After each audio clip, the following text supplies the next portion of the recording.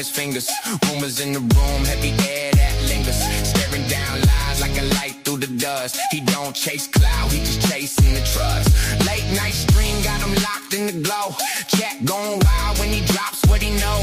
Every loose thread he gon' pull, let's see. To the whole wild truth sits right in your feed. Here comes Dago with the TruCrime Cafe.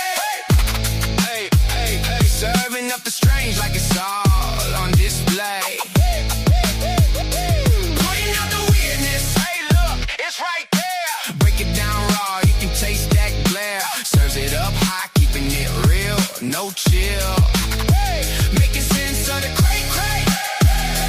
Show you what's real. Here comes Dago with the TruCrime Cafe. Let you know how it feels when the mask peel away.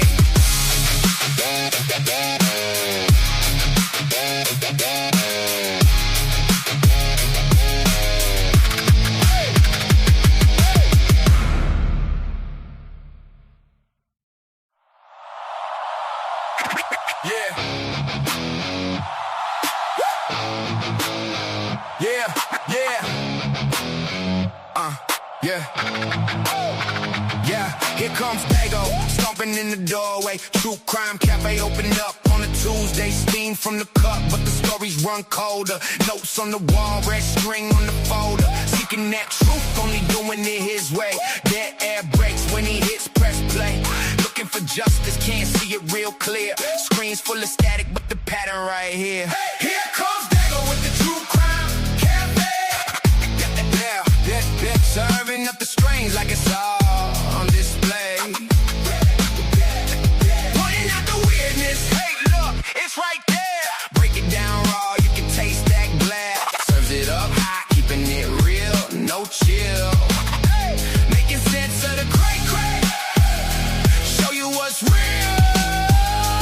Here comes Dago with the TruCrime Cafe. Let you know how it feels when the mask peel away.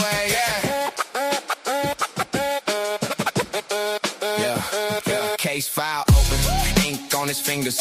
Rumors in the room, heavy air that lingers. Staring down lies like a light through the dust. He don't chase cloud, he just chasing the trust. Late night stream got him locked in the glow. Chat going wild when he drops what he know. Every loose thread he gon' pull, let's see. To the whole wild truth sits right in your feed. Here comes Dago with the TruCrime Cafe. Hey, hey, hey, serving up the strange like it's all on display. Pointing out the weirdness, hey look, it's right there. Break it down raw, you can taste that glare. Serves it up high, keeping it real, no chill. Making sense of the cray-cray. Show you what's real. Here comes Dago with the TruCrime Cafe. Let you know how it feels when the mask peel away.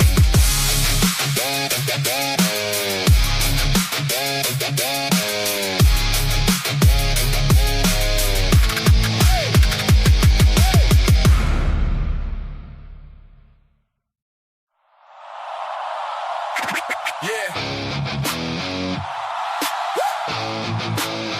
Yeah, yeah. Here he comes on the scene. Heavy step.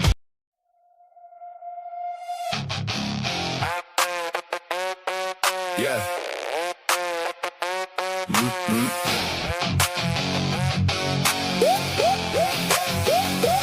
Here comes Miley Meek.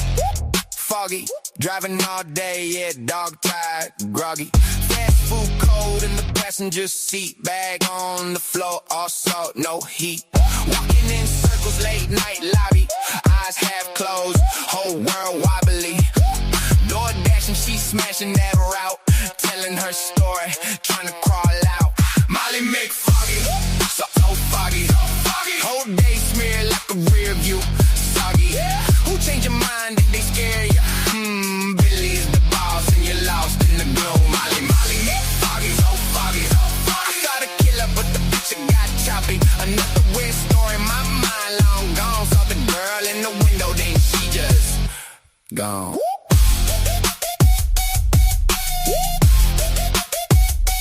Billy's my friend, here we go again. Same crack joke, same dead end grin. I saw the killer, he was right next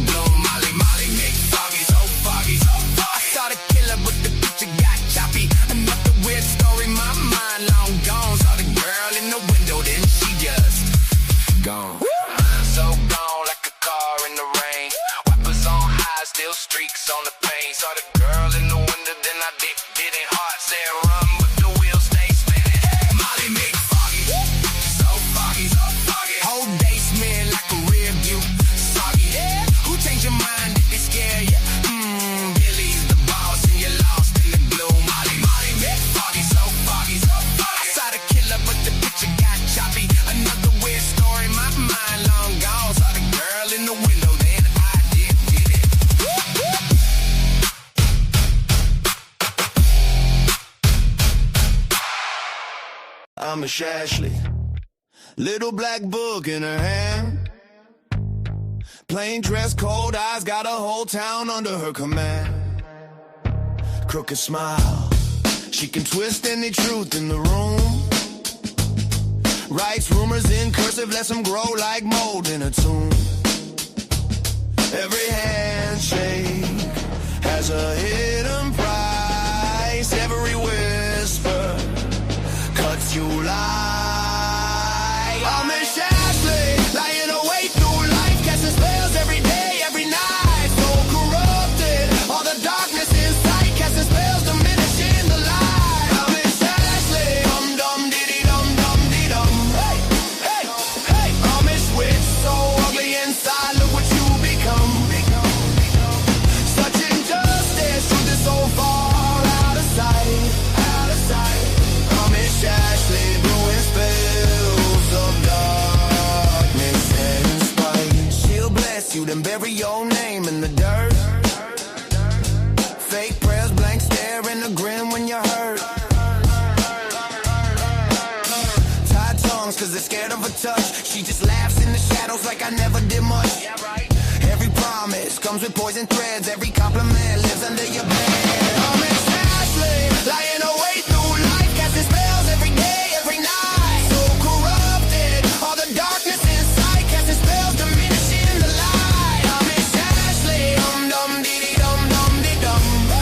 Hey, hey. I'm Miss Witch, so ugly inside. Look what you become. Such injustice, truth is so far out of sight. I'm Miss Ashley, brewing spells of darkness and spite. One day all her charms run dry. No one left to believe her lie.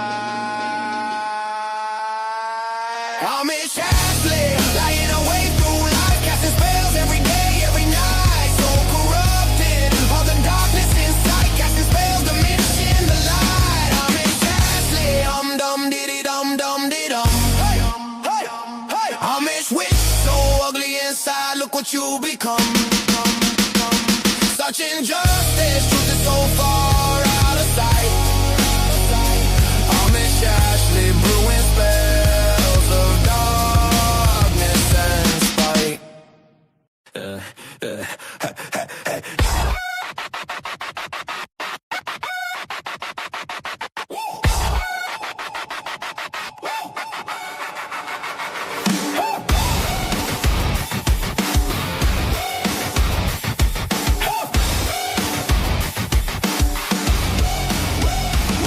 Little man on the scene trying to sound real tough. Standing on a stool, still ain't tall enough. Reaching for the counter like daddy, pick me up. Wants his lukewarm brew in his favorite sippy cup. Baby pain, stomp those socks. Tiny little sneakers, big boy talk. Puffs that chest, can't lift the lock. Bangs on the door till the hinges pop. Baby pain, just a little guy thinks he running the game. Baby pain, wants a big desk, can't spell his name. In charge of the case, I don't think so. Give him some toys and shut that door. All he wants is to feel that large, but I'm the one in charge. Yeah,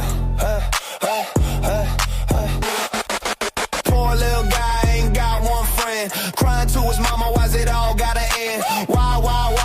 Tears on the floor. Kicks his legs, then he's back for more. Fake mean mug with the jelly on his chin. Throws one punch, then he runs back in. Hides behind mom when the world swings back. Wants big boots, still rocking snacks. Baby pay. Just a little guy thinks he running the game. Baby pay.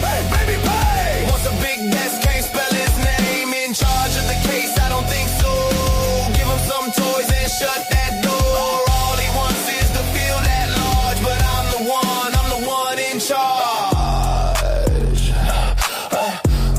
I'm the one in charge.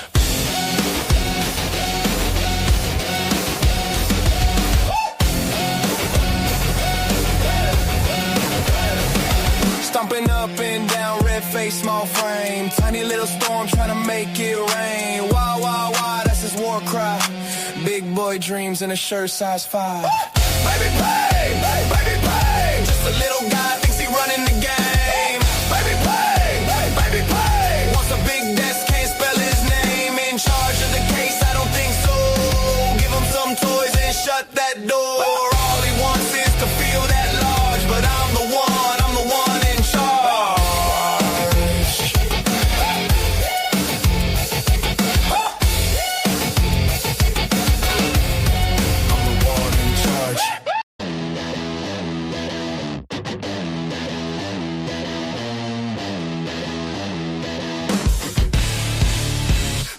Much at 4 a.m. brains a busted circuit. Bethany said I'm dumb, but I ain't one to word it. She the funk, I'm the liar, tangled in her prior. Super nice people, dust clouds when I fire. Don't know what happened, dream or disguise. Could have been a movie script in my eyes. Pretty much that's all I can muster. Rusted gears grind, my head's a fluster. Bethany's gospel says I should be crying, but maybe I'm dreaming, or maybe I'm lying. Clock tick-tocks, heavy like my boots on gravel. Thoughts unravel, demons dance and I travel. She a preacher of pain, I'm the choir of blame. Burn bridges like my nights, no two flames the same. 4 a.m. truths a whisper in the haze. Dreamt or lied, can't tell in this maze. Pretty much that's all I can muster. Rusted gears grind, my head's a fluster. Bethany's gospel says I should be crying, but maybe I'm dreaming, or maybe I'm lying.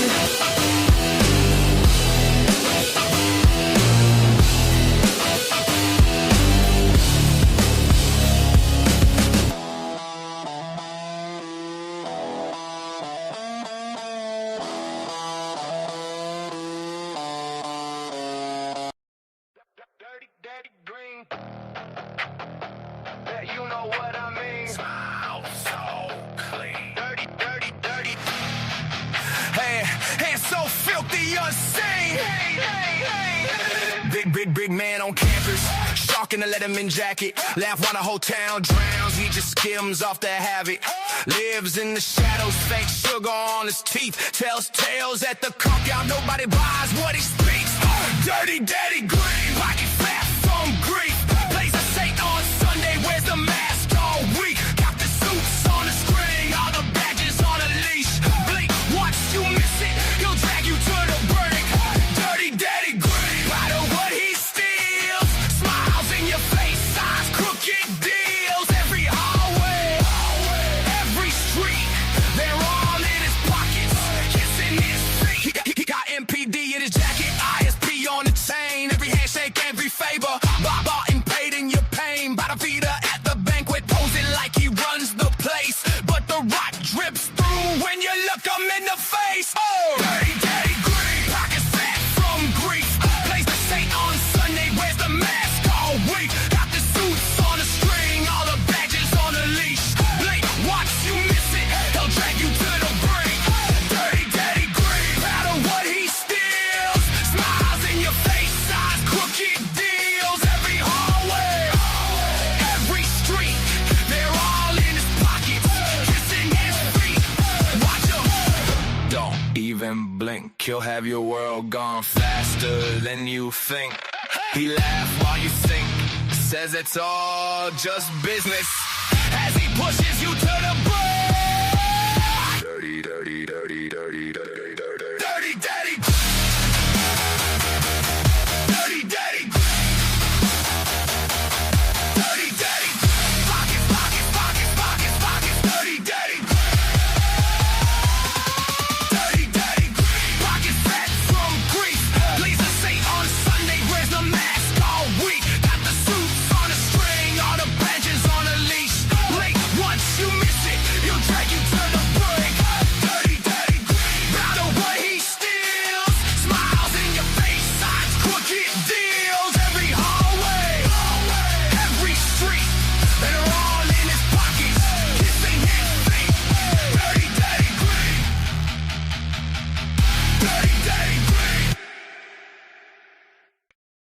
Standing on the sidelines, lying on repeat. Little campfire, fiction for the front row seat. Day after day, same story, same spin. You dress up the rumor like it's evidence, then grin. You point at a case, say look at that man, but you don't got a screenshot, don't got a plan. You talk about a white car like it's some smoking gun, but every single detail falls apart one by one. Stop pushing the lies, goofy gray. Every word you throw, someone pays. We gotta get the truth before another one dies. Fog lights on, we cutting through your disguise. Stop pushing the lies, goofy gray. Fog lights blazing, you still mumble in the haze. Goofy gray static, every channel, every day. You shout, I got proof, but your pockets stay bare. Just echo in an alley, just dust in the air. Just another idiot, storytelling every day. You build crooked houses out of things you can't say. You sell loaded rumors like they're holy signs, while family sits shaking on the other side of the line. Stop pushing the lies, goofy gray. Every word you throw, someone pays. We gotta get the truth before another one dies. Fog lights on, we cutting through your disguise. Stop pushing the lies, goofy gray.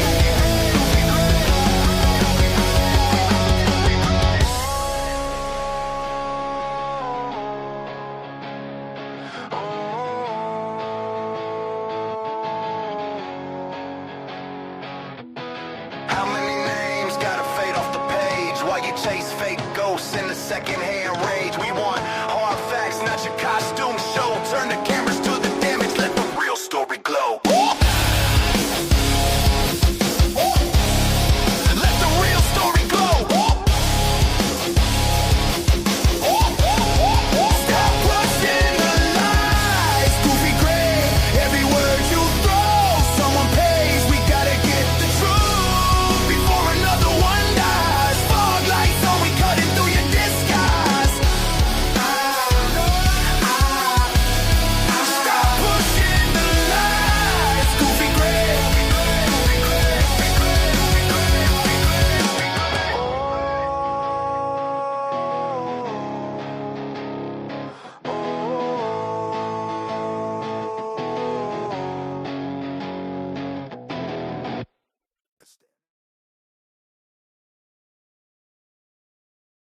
All right, everybody, welcome back to the cafe. We are open for business. It's great to see you all today. I hope you're all having an amazing day. It is wonderful to have each and every one of you here. Thank you so much.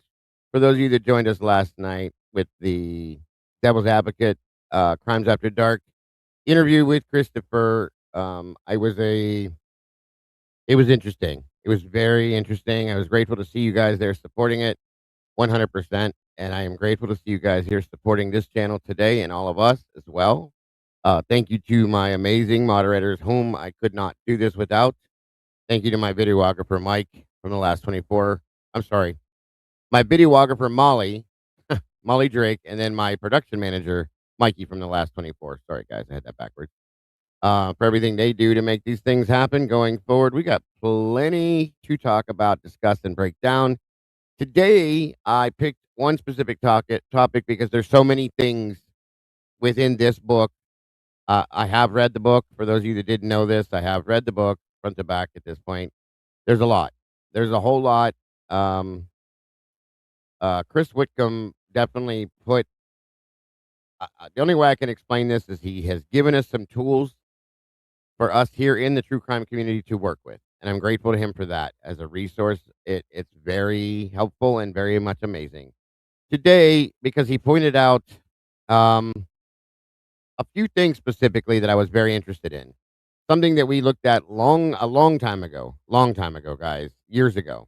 And we're going to be going back and looking at this black SUV and the timetable with that, all that kind of stuff. We're going to be checking that out. And I'm going to show you guys a little something. I was working with the mods this morning on, again, something we looked at years ago. and we're just bringing it back and having new information. In my opinion, I always like to go back to the beginning, and I've done it many, many times in every case, not just this one, but definitely this one. And look at things again with new information. So we are going to do that today, and whatever else we delve into, because we always seem to have the ability to do that. So thank you, sir, guys, so much again for joining us. Please hit the like button on your way through the door. Share this out. Let everybody know what we're doing. Let's get this in that algorithm so everybody can see this, and we will be discussing it, guys. So let's do it.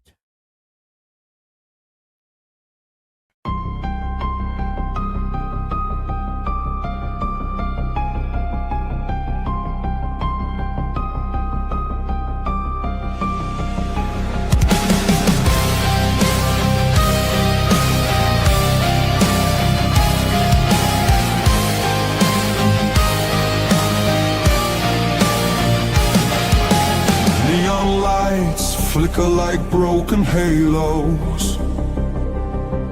Whispers gather in the smoke-filled air. Tables carved with secrets and shadows. Every story's a wound laid bare. The kettle's boiling with a restless rage. Justice written on an unseen page. I sip the silence, bitter taste, waiting for the ghosts to show their face. At the TruCrime Cafe,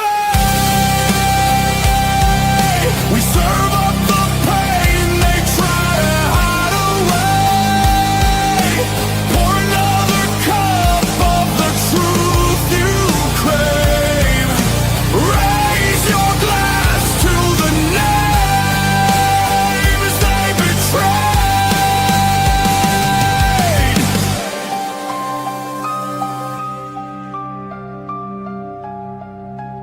Mirrors cracked, reflections are liars. Ashes fall where the guilty once stood. The jukebox hums like a funeral choir.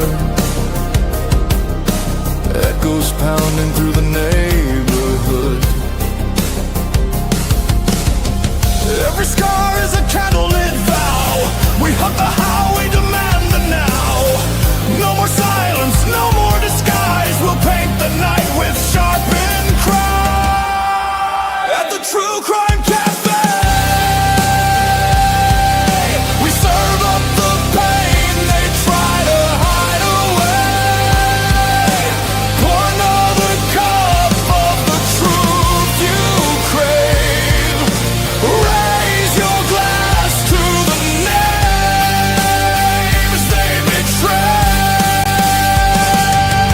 This is not a sermon, it's a battlefield hymn, a requiem dripping from the bottle's rim.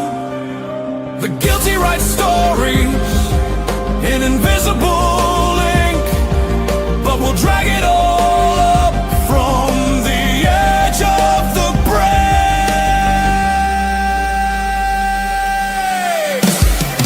At the TruCrime Cafe,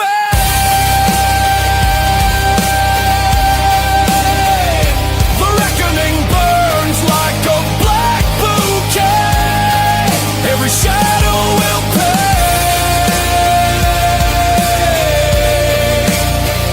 In the TruCrime Cafe.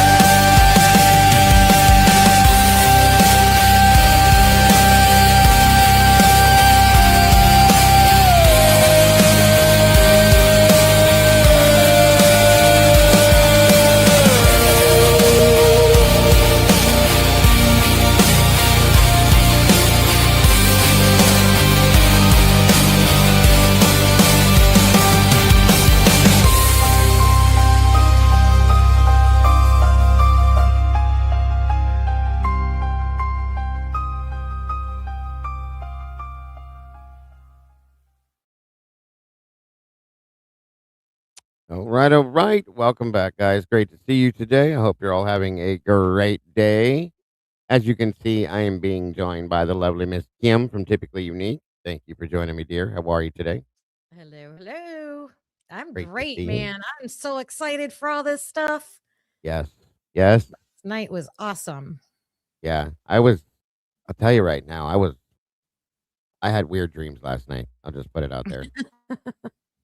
I truly, honestly did. I was flip flopping all night long. I woke up about 3:30 and I had it. I had like 5 dreams last night. It was weird. I don't dream that much ever, but I was thinking about so much stuff afterwards. And I just was kind of like, 3:30, I got up, got a drink of water, as I usually do about the same time, went to the bathroom, sat down on the couch, and I'm like, "What the hell was I just dreaming about?" And I swear to God, it all just like cartoon characters, ice cream, Ray, Idaho 4, black Jeeps, all sorts of shit, you guys. It was all Yeah. everything. I'm like, "Good God." She's like, "What's wrong with you?" When I woke up this morning, I was like, "What do you mean?" She goes, "You slept way later than you normally do." And I was like, "Nothing's wrong." She goes, "Were you up late?" And I said, "Mhm." Like, Uh-huh. all night, I couldn't sleep. She's like, "Uh-huh, I told you it was gonna come to you eventually. It's gonna happen." So, either way, always Yeah. thinking about it. I told you, I told Carlos, I said, I'm going to be on like a 48-hour Idaho 4 bender. I'm Yeah, not there's doing anything. I'm not cooking dinner tonight. I like put everybody on notice. Don't ask me for nothing. right, right. I mean, it is what it is, guys. We've put so much time into this and years of time, not just days or months or weeks. It's been years. I've been doing this since November 14th of 2022. It is now April 22nd of 2026. I think I took maybe a 6-month hiatus from this because of other stuff we were covering, and there was nothing at all. It was dead quiet for a long time. So, I think that was the point where they felt like, okay, we got away with this. We'll just let it roll, so on and so forth. And then all hell broke loose, like a year ago. So here we are. Truly and honestly, here we are. Yep.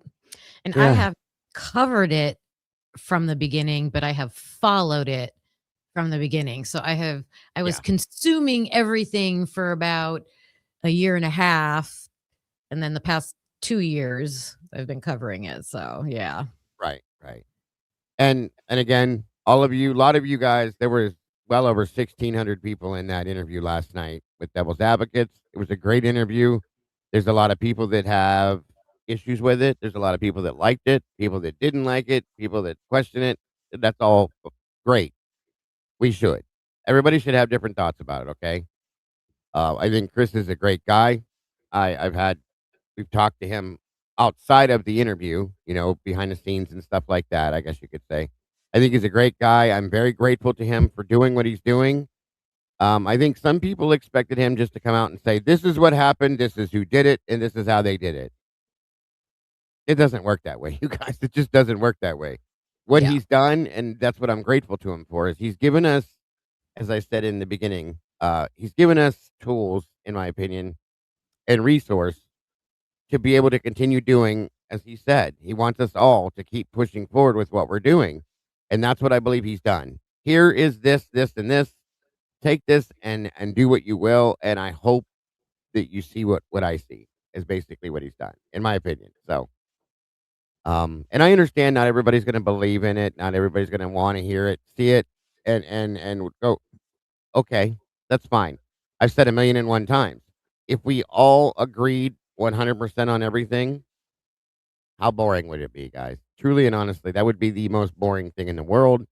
I think when we all have different feelings and opinions on things, at times it helps us to see things other ways, and that's important, I think. So, Hey, he's given us more names and information that just the redacted things that he's able to share that the is names very alone, valuable, very valuable. yes, the names alone. I have a notebook listed with Mhm. names that were all unredacted. Okay, from the initial case files that we received and documents, they redacted everything. Nothing's redacted in this book. I've read it all. and names that I'm like, "Who's that? Who's this? Who's that?" I was writing these names down as I was reading through them. So, and at this point, I can talk about things, okay? Way more than I could. I'll just say that. And if you have not purchased, I'm just gonna say this, if you have not purchased this book, you're gonna be disappointed. This is not a Patterson fictional book. This is not Howard Bloom. I don't know what the hell I'm talking about. I can't make up my mind book. This is written very well, and it gives a whole lot of information that we never saw and never would see unless he showed it to us. So Mhm. if you didn't buy it, please go do it. I'm telling you, you will regret it. Yep. Yes, Saber Sleuth. He did not touch. That was my question that I put up there last night, the time of death. And I think He I just won't. took that as that's very telling. That's very telling. And he made it clear that it's not that he doesn't know, Yeah. but he can't Yes. address it. So That should I tell you guys everything you need to know right there. I agree with yep. him. And my opinion is that was telling us we're going to get information and we do what we do and it will lead us in that it'll lead us there. Yes. He said many, many times how much he appreciates and everything that we all do day after day. He wants us all to keep going forward with what we do. Just every bit of it, you guys. And I took that as saying, okay, yes, I got you. That's the book, Broken Plea. It is $29.81 on Amazon if you were to purchase it for the hardback, which is the one I wanted because I collect books. You can get it on Kindle for $14.99. It is to be released April 28th. The way mine works, I have Prime. It stated that I would probably receive it by the 29th. For those of you that didn't order it, that's the info that you can get. Now, I don't know about other places. I use Amazon for everything. So, again, it's called The Broken Plea or Broken Plea by Christopher Whitcomb. Um, it's definitely well worth reading. It's nothing like anything we've read thus far. At this point, you can't go wrong, in my opinion. So, okay, Alicia said they have it at Walmart as well. Good, there you go. I never thought to even look at Walmart. Like, can you walk into Walmart right now and buy the book? I'm curious about that. Let me know. That's an interesting question, Kim. I'll be leaving to jump in my car, Dago. Yeah, right. Could just disappear in the chair spinning and circle like, okay, guys, so we'll talk to her later. Thank you, Kim. Not in stores yet, but online. Okay, thank you. That's okay. Let me see something here. I look like I'm wearing a big cross necklace because it's right under my picture. Do you see it? I do, yeah. That's mine on my thing. That's funny, I'm blinging out. right? Blinged out. Okay, so this is the Walmart website. If you go to walmart.com, it's the same price, basically, maybe 10 cents difference. Pre-order. It's listed as a pre-order.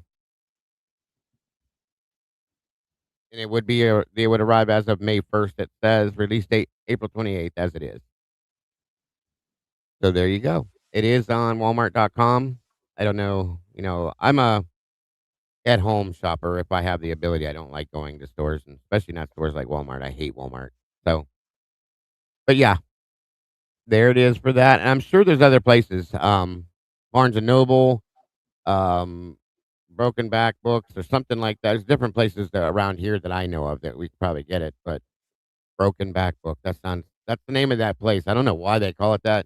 Every time I hear that, and we talk about that bookstore, Broken Back Books, the first thing that comes to mind is Brokeback Mountain. I can't get it out. I don't know why. It just happens every time. I'm not lying.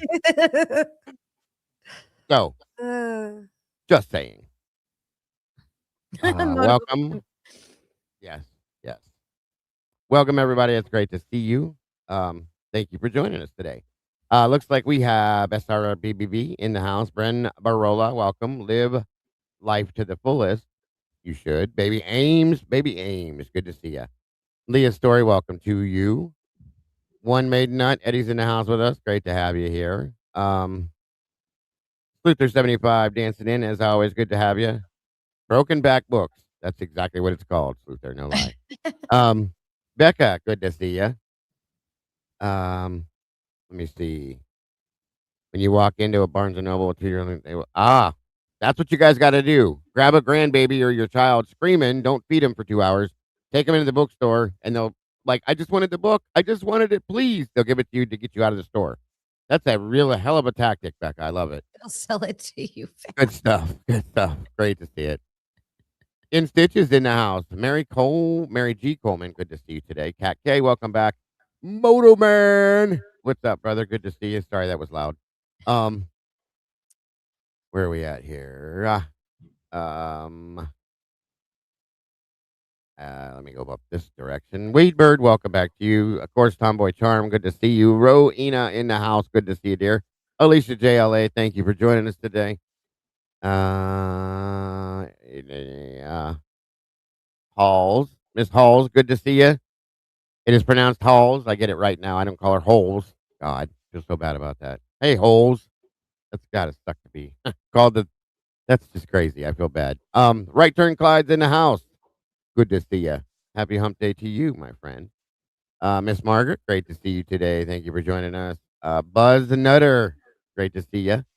Saber Sleuth Tiger is in the house. Miss Deirdre, good to see you. Bariqua, always a pleasure. Thank you for joining us.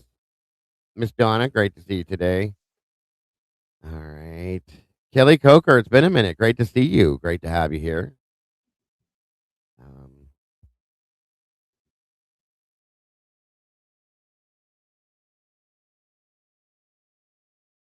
Oh, by the way, I lost my glasses again. Gigi girl, good to see you. They're around here somewhere, but I lost them again. Mama D, good to see you. Smiling Sleuth, welcome back. Moonflower, always a pleasure. Good to see you today, Miss. There's Mikey with the last 24. Good to see you, brother. 1 minute. I sound like Dylan now. By the way, we have that T-shirt in our store. It just says on the front of it. The Dylan special.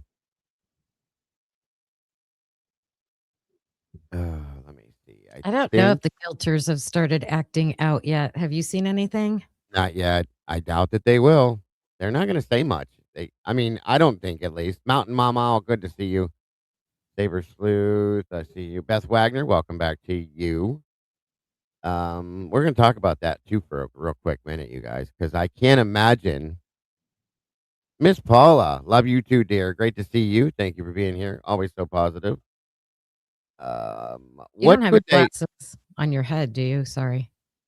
No, those are my sunglasses. I do that all the time too. Doc J, good to see you. Leave those up there when I'm outside.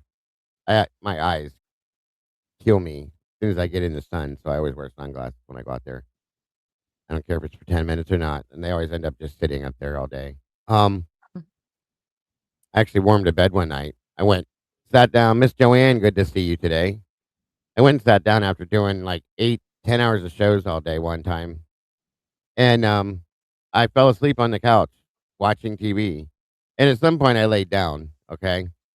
I woke up the next morning and I still had these stuck to my head like this. It was indented in my face. Pretty much, Finland, good to see you today. Ozzy McGlynn, welcome back to you. Mr. Dylan, what's happening, Junior? In the house today, Hildreth Investigates. Moderators, please make sure we're dropping the links for these awesome creators that are joining us today. Miss Donna 709, Cindy Rella Ella, good to see you. Julie Scott, good to see you. Welcome to the community. We appreciate you joining us in here today. Miss Jenny, good to see you. I like peas and carrots. Oh yes, we miss Tommy. A lot of us miss Tommy Moon. I get it. Doc J, I think I got just about everybody. And if I didn't, I promise I will catch up with ya. Brian, Bry guys, in the house. What's up, buddy? We miss you too, bud. Great to see you today. We were just talking about you. FOIA and Find Out, welcome back. It's been a minute. Blue Devil, great to see you today. I think I did get everybody. Damn lawnmower. Can you guys hear the lawnmower? Is it too loud? I don't hear it. Okay, good. Mandy Gillian, happy Wednesday to you. Okay, I do believe I got everybody. If I didn't say hi to you, please. Jen 7, is that Jen? Cat K. You just yell at me if I didn't, and I'll see you. Sandra Kiyoshi, good to see you. Brian didn't even say hi to me. Look at that. He's saying hi to everybody but me. Miss Noni, is Noni in the house? There she is. Ms. Noni, good to see you. So how many of you guys remember Sylvia Hurley? Welcome to you as well. How many of you guys remember when the 1330 Linda Lane footage came out? Aquamarine, welcome. And we spent a good, I spent a good solid 3 days on that, trying to figure out what the hell we're looking at and why. And it makes me wonder now. I said hello, Alicia JLA. Oh, Brian skipped you. Got you. Okay, got you. It is wonderful to see you, Miss Noni. Yeah, well, good to see you too. Um, Trying to figure out why that was released to us. It was obviously done on purpose. We all know that. I think it was trying to tell us something. As now I definitely believe that. It still is. It always was. So, there again, we're going to go back to that because this gentleman Christopher brought it up more than once and he really wanted to talk about it. There's reasons. Yes, he Astastic, did. great to see you. Thank you, Brian. There it is. Hi, Daddy Meeple. I love it, Brian. We love you, buddy. Thank you for that so very much. Why didn't that register? It should have registered as a super chat for our goal. Either way, thank you, Bri. It's great to see you, bud. We love you. We missed you. Yeah, he did. I mean, you were there, Kim. You watched it. Susan Still, welcome. Good to see you. He brought it up more than once, and he definitely wanted to talk about it. He was surprised that nobody else brought it up. When we went through 1330, we looked at it. We spent a lot of time on it, and then it was just gone. Some people stuck on it. They were really stuck on it. I just went through it, did our thing, and we moved on because there was so much other stuff that we couldn't stick on it. Well, we're going to go back today. I'm going to show you the vehicle that I'm almost positive that this vehicle is, which we found 3 years ago. And I'm going to show you why I believe. Hi, Norman, welcome. That way, at least you'll have in your mind what vehicle we're at least believing it is, and it's not. And I also will explain something that I've come to the conclusion of with Enan Harsh. It doesn't mean it's fact. It just means it's what I believe. You can work it out yourself if you believe it or if you don't believe it. You know what I mean? But it does make some sense. Because Enan Harsh, one of the things he said in his interview is that he saw a decked out black SUV. You make the choice when I show you these things. I'm pretty positive that I know exactly what this vehicle is and how and why it sounds like it does. One thing I will tell you that I'm 99.995% positive. This is not the Chapin Ford Explorer, whatever the hell that is sitting there. It's not an Explorer. It's a bigger version. It's not a Ford. Okay. And it is not that vehicle. That vehicle pulls in after Ethan, and I read this out of the book too, folks. That was in the book. It pulls in that timeline we saw it yesterday as we went over it. I think it was what time, Kim? 9 something. It was done. They parked, and he went on Yeah. to the Stick Mackay for the party there. Yeah. It was never moved early. again. Yeah. Okay. Hey, Hemi. It never moved again after that. Okay. In my honest opinion. So the other vehicle that we're seeing is not that vehicle that is parked there at all. And I know there's I don't people that think so believe, either. yeah, I know there's people that believe it is, and I respect that, but it is not. He said it was, he believes it was gray, Wade. So we'll say that, okay? And here's the thing. This came from Baby Payne himself at some time. That some of these vehicles look like different colors under these lights that they have out there, okay? So we don't truly honestly know what color people are seeing. I'm going to go with Christopher's word because He said he saw it. Photographs, things like that he's seen. So I'll just go with that, okay?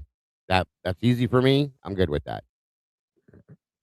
And again, the author to the book, his name is Christopher Whitcomb. He is a retired well, I don't want to say retired, former FBI agent that still works with them in aspect and does many different things. But he's got a lot of law enforcement experience. And in the book, he claims that he has everything, as he said last night. He has all the documents, okay, unredacted. Everything he has is fully unredacted too. That is why we're getting statements about things that we've never seen because we weren't supposed to. Lucia Olson, good to see you. My cat. Oh, sorry. Scottish woman, welcome. My cat just laid his head down on my laptop speaker. He must like the sound. That's cute. That is cute. So that's what we're going to get into today. Um, let's see. It looks like we have 178 of you guys in here with 78 likes. Let's see if we can get 100 more of those guys and make this hit that algorithm. Please and thank you. I was trying to wait in a minute just to see if everybody that was coming in, but we're about to kick this off for sure. And let me check something here. Hi, Norman. Kicking off the first or second goal, it looks like. Thank you for that, my friend. God bless, and I appreciate it very much. So, for those of you that are donating to the PayPal, the Venmo, and the Cash App, that money, if donated, we're trying to put that together for FOIA. With all the names that we received now, I'm going to be trying to FOIA different things from different names. So that's what that's going to go towards. Thank you to anybody that chooses to do that. But I do appreciate everybody that donates in any way, shape, or form. It's never expected. So thank you so much. And thank you to anybody that supports our channel just by coming in here and hitting the like button. That means everything in the world to me. So thank you so much. Sweet Pea, good to see you today. Let me see. I wanted to do two things and I just lost my whole damn train of thought. Here it is. 1 minute. Let me do this first. Guys, make sure you guys have at the very bottom of your screen, there's a little $sign inside a square box. You go into that, click it, and you allow for yourself to receive gifts, okay? That way, when memberships are gifted, you can receive them. So please make sure you do that. All right, 1 minute. And there's that. Welcome, Lucid.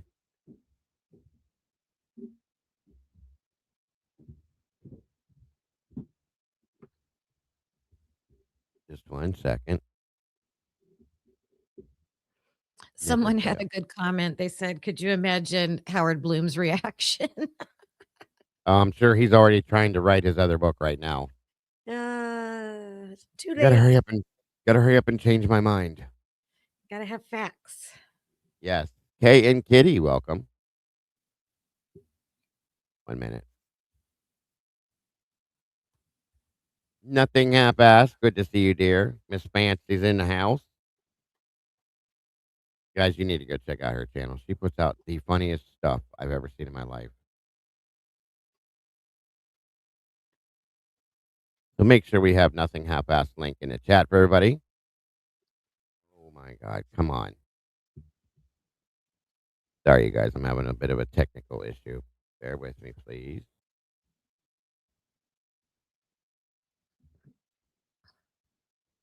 Beauty Way, welcome.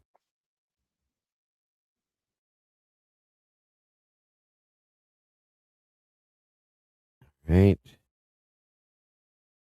That should work. Let's try this one more time. Jesse Lynn, good to see you, dear. Ashley Love, welcome back. Again, if you have not, is it Candy Kitty? Sorry about that. I said it wrong. If you have not yet done it, make sure you guys can receive gifts down there at the bottom so you can receive the memberships when they're gifted out. Beth Wagner, good to see you. Susan Russo, welcome, welcome. All right, I think we're good. Let's try this and see what happens here. There we go. I'm going to throw 5 memberships out there. And it looks like Miss Sandra M, Gail G, Scottish Woman, Lucid Melody, and Candy Kitty. Since I spoke about you, you got one too. Congrats and welcome to the sauce. We got 5 new meatballs. Beautifully broken woman. Good to see you. And we'll just start there. So the next thing I want to do, I'm just trying to bide a little time, make sure everybody's in here that wants to be in here.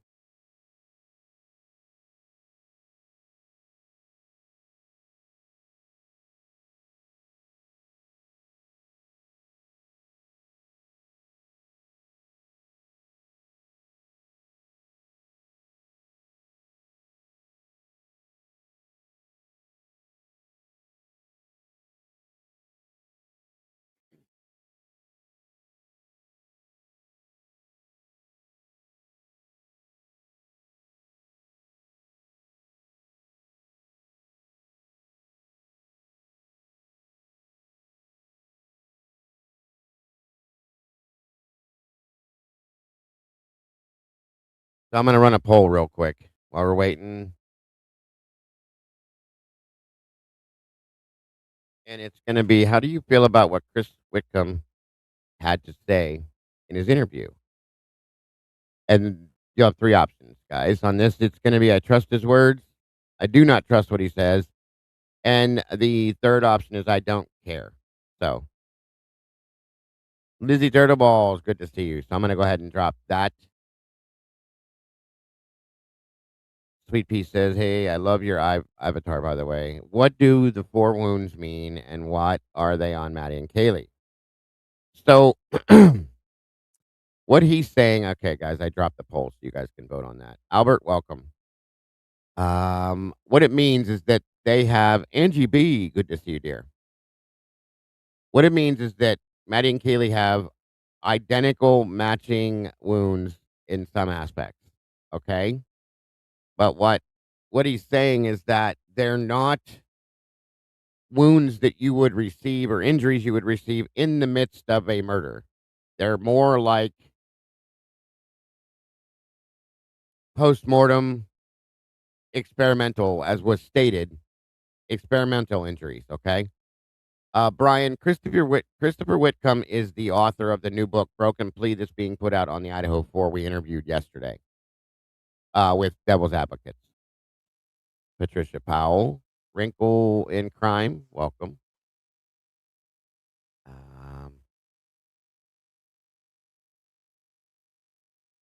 Alicia says, I said this earlier, but you missed it. I think maybe people aren't understanding he has to protect both the book and himself. Yeah. Yes. And that's where a lot of people, good point, Alicia. A lot of people were upset with him because of the way he said certain things and the things he didn't say, so on and so forth. You have to understand his affiliation with the FBI is serious. It's real. Okay. You can't just come out and say, these cops are stupid. They didn't do a good job, blah, blah, blah. You can't do that when you're in the position that he's in. Okay. You can't. He has sources and resources that he uses and will continue to. He's still affiliated with the FBI, so on and so forth. So he can't just come out right and say that kind of thing. He has to be very, as he said it too, he has to be very careful. Okay. Very careful.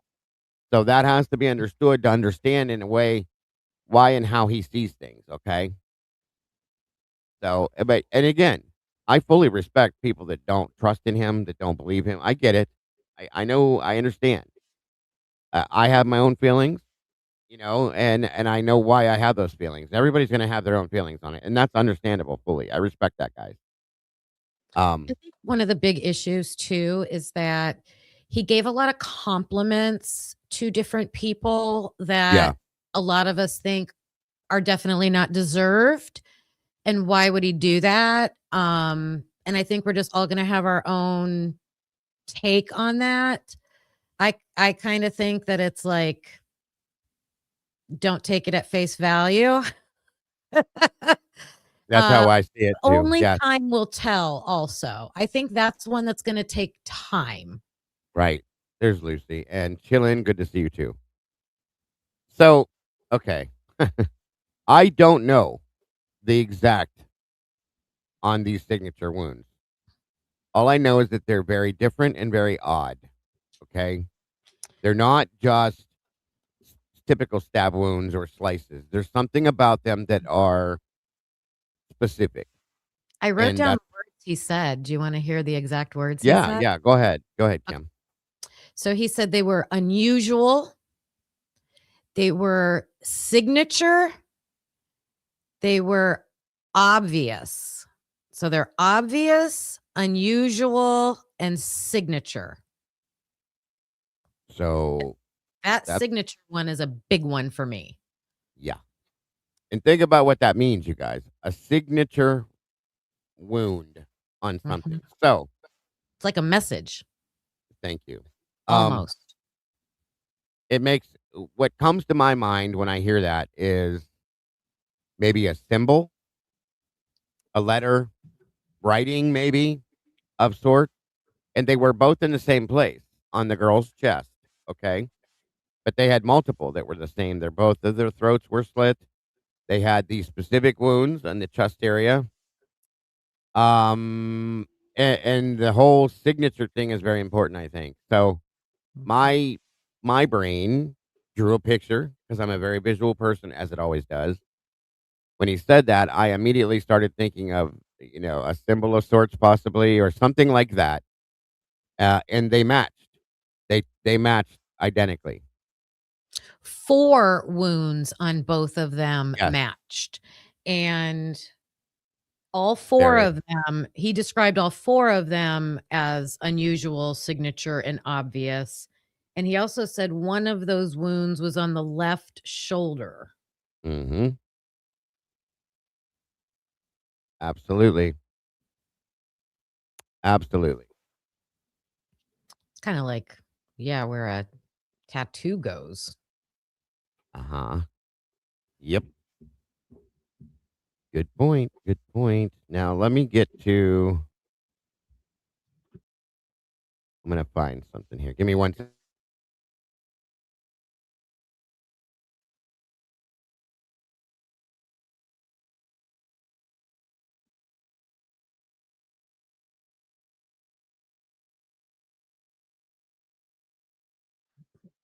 It makes you realize that's probably why the medical examiner's report is not coming out. That is not gonna come out. Agreed. That's one of the main reasons. Yes. KS. Thank you for that, dear. They go. Why would the perps make the same mouth tongue injuries to all three girls? Just the two. Just the two girls. There was the two girls, Maddie and Kaylee, seemed to have the exact same specific four injuries. Why would they have that? Um, that's a great question. I think that's why he was pointing it out. Truly and honestly. Um, I'm just saying. I don't know exactly what the other ones were, but I know that he's talking about the ones here, this area here, and that they both had their throats slit twice, I believe. Thank you, SRB. Turkey Creek, good to see you. So on and also, what is this? PR Flea? I think that's how it's pronounced. Thank you for joining us. Appreciate you. But it's As very far interesting to know that. Yeah, as far as I could remember, he only specifically mentioned the throat and the shoulder And area. yeah, that's all I remember hearing too. So, so I'm gonna show you, Paul Purepoint. Welcome to you, Moto. Thank you, brother. Again, you guys are gonna hit that goal today already. Who else other than Chris has had the guts to release and dig in the evidence like he did? Props to him and amen to that. One of the main things in the book you guys need to understand. I'm going to say this again. Nomadic duck, what's happening? Quack quack. Good to Quack, see ya. quack. Quack quack. Jones in. Welcome to you. Christopher states in this book that he reached out to the prosecution and asked for the discovery. He wanted all of it so he could write this book as an author. Okay, he did. Amethyst, welcome, dear. He got it all. He has it all. Okay, Mm. everything he has, and he says in the book I'm not sure exactly which chapter, but you'll find it when you read it. He says he found a monstrous amount, an obscene amount of exculpatory evidence buried in mislabeled files and folders. Well, that should tell you something right there. That's why we're getting what we're getting. This is not stuff that was released to the public. It was hidden within purposely mislabeled like files and folders, in my opinion. Okay. And we all know, because if you remember back to the hearings, Ann Taylor claimed and said that she was receiving the discovery she was receiving highly unorganized and a huge mess. It was being thrown at her. So he believes that it's very possible with what he read in there or with what he wrote in there that she may never even have seen most of this stuff. He doesn't believe she did because it was never brought up. Okay. So take that for what it is, you guys, but it's in this book and he does explain it. So no, it wasn't given accidentally because my opinion is Christopher went to them as an author. I want to write a book. I need all this information, and authors have a little bit more leeway than some people do with these things. So going at that, okay, they probably believed, all right, here's another guy that's going to write a book that's going to tell the whole world how guilty Brian is.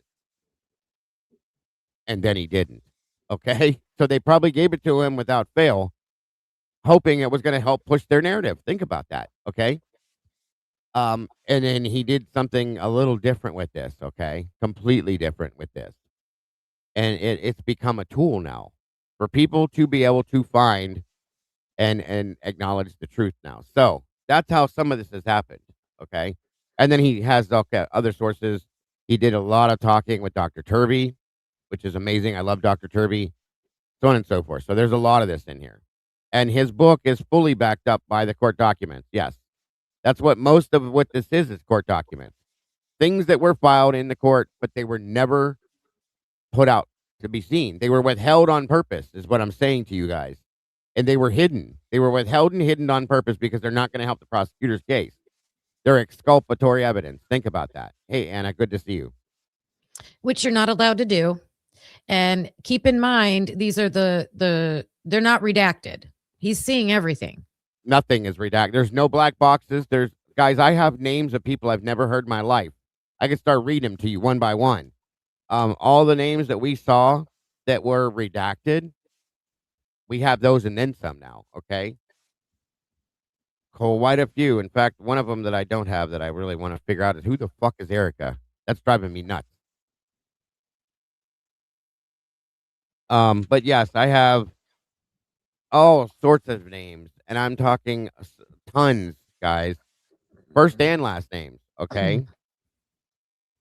That I had never heard about. So that's part of what's in there. Yeah, he was actually FBI, folks, and still is associated and works, I think, as a consultant with them as well. What's up, Freddie? Good to see you. Think about the connections he would have he was a journalist, and he even spoke about doing work for like NBC and stuff in that capacity, and an FBI agent. Holy moly. Like he knows tons of people. That's like the best of both worlds. Absolutely. Yeah. He started off as a journalist. For those of you that didn't see it, that was his first career choice. Okay.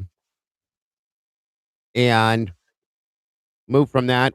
And at some point went to school, did this, did that, and became an agent with the FBI and has covered multiple cases, many cases that we've heard of. Many situations. He's also military and was in places within the military that people don't go to usually. Okay. Things like that. Places that he's talked about. So he knows what he's doing. That's a fact. Nomadic, welcome. Again, thank you for that super chat.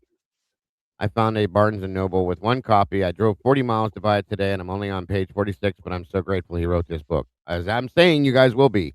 Thank you. I'm really mad at Barnes & Noble right now. I get it. I want a book. I want my book. Yeah. It got me stumped. Welcome. Good to see you. They did. Yeah. they did. And here's the thing. If they do this, okay, this is first off, he's got FBI connections and he's an author. He's writing a book. That's how Howard Bloom and Patterson and all these other people get what they get. So I think that he relied on his FBI connections to some aspect a little bit. I'm not gonna talk about that because whatever he did is whatever he did. That's all I'm gonna say. Welcome, Rui. And I think that's how he got probably more than what he was trying to get. He knows a lot of decent people and interesting people. I'll say that. So, that being said, anything to add to that, Kim, before I go forward with this? No, it's just very curious that how like to be a journalist and then also be in the FBI. That's a curious jump. Very much so, yeah. I think he realized that the two are interesting, can be interestingly go hand in hand, if you know what I'm saying. Mm-hmm. Yeah. Quite interesting. I do think they use people from well, I don't know if that's just the CIA or not, but I know like even teachers can be like CIA agents because they place them everywhere, you know? Yes. But he said FBI. Could be. FBI does stuff like that too, so. Yeah, interesting. Yeah, and he's a writer, of course. And a musician. And yeah, he's tattooed all over the place. Every hand, like top to bottom, he's tattooed too, which I thought was cool. Somebody in the chat noticed that he had a bit of a tattoo sticking out of the top of his shirt. And we're like, does he have his chest tattooed? And they were going crazy over that. I was like, oh God, ladies, calm down.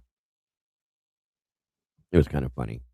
All right, on we go. I have a man crush on his guitars. That's the first thing I saw when he popped on. I'm like, oh my God, he's got a gold top Les Paul. You got to be kidding me. Drove me nuts. Anyway, sorry. All right, here we go. So I don't know. I shouldn't be introducing other things at this rate. I mean, we've been talking about this. These people on this thing, you've been talking for 4 hours. You got to get rid of me, man. Okay, there's a lot of people that are asking questions about was the video that you heard redacted or not? Because we've been getting videos on public records requests that have redactions where they mute out parts so we can't hear what's being heard or not. And a lot of people are asking questions about, are you aware that out in the public, what's been released to the public have muted sections that they haven't explained why they're muting it? What was the thing that they were protecting in the muted section of the audio? Why can't we hear unmuted stuff? Are you aware of any of these issues? Which video? I have tons and tons of video. Which video? Dago might have a better hang on the particular one that has been asked like 10 times in the chat. Do you know about that particular audio, Dago? I don't have much of anything that I haven't seen much of anything that was redacted. It was the redacted audio that I believe the one that Jules got that was muted. Do you remember? Yeah, but 12 o'clock. I think that's what they're talking about. There was one like the 12 o'clock, the 12 a.m. to 2:30 or something. I believe from 1119. Yeah, the 1112 camera. Yeah. Okay. Yeah. No, that's what I was just talking about. I didn't know that it had been redacted. I suspect it was redacted because there's people that were not involved yelling and screaming and talking and laughing, and some names, they might have been identifiable because of that, and they were not related in any way they wanted to talk to. That's not the part I was trying to go to. Hold on. It must be coming up next. Responded by saying, well, it couldn't have been him. Therefore, it couldn't have been a sedan because that would be too confusing. So I found out about this SUV that was seen. Here we go. Any last minute questions we want to have? I mean, how you doing for stamina? Are you hanging in there? You talking to me? Because nobody wants to let you go. Nobody wants to let you go until you say you have to go to bed or something. Yeah, well, look, you don't know me, but I got stamina. Yeah, you got stamina. Nice. So, well, listen, I've worked in 5 war zones. I've traveled and worked in 75 countries for intelligence agencies. War zone. I mean, no, this is fun. I love this. I just don't want to take up all your time. I've got to. Oh, no, we're not letting you go until you tell us to cut off the fucking. We can go into the black SUV. Yeah, we could go in. Yeah, That's where I got go. I got a great question, but let's go. Yeah, if you want to go there, let's go SUV right now. Let's do it. Well, you brought it up. What's the question? Well, you already teased it a little bit about the signature sound of the SUV, and it comes and goes. Yeah, it sounded okay. like you had more to say about. I have a lot more to say about it because this is already out there, but I think it's misunderstood. There were two SUVs, one of which was actually questioned by Ann Taylor's office. Ann Taylor found out about this SUV that was seen before or after, but it's very difficult to tell what people are talking about. When Molly McMichael went to the house and was walking up and down the road on the video camera, 1112, right?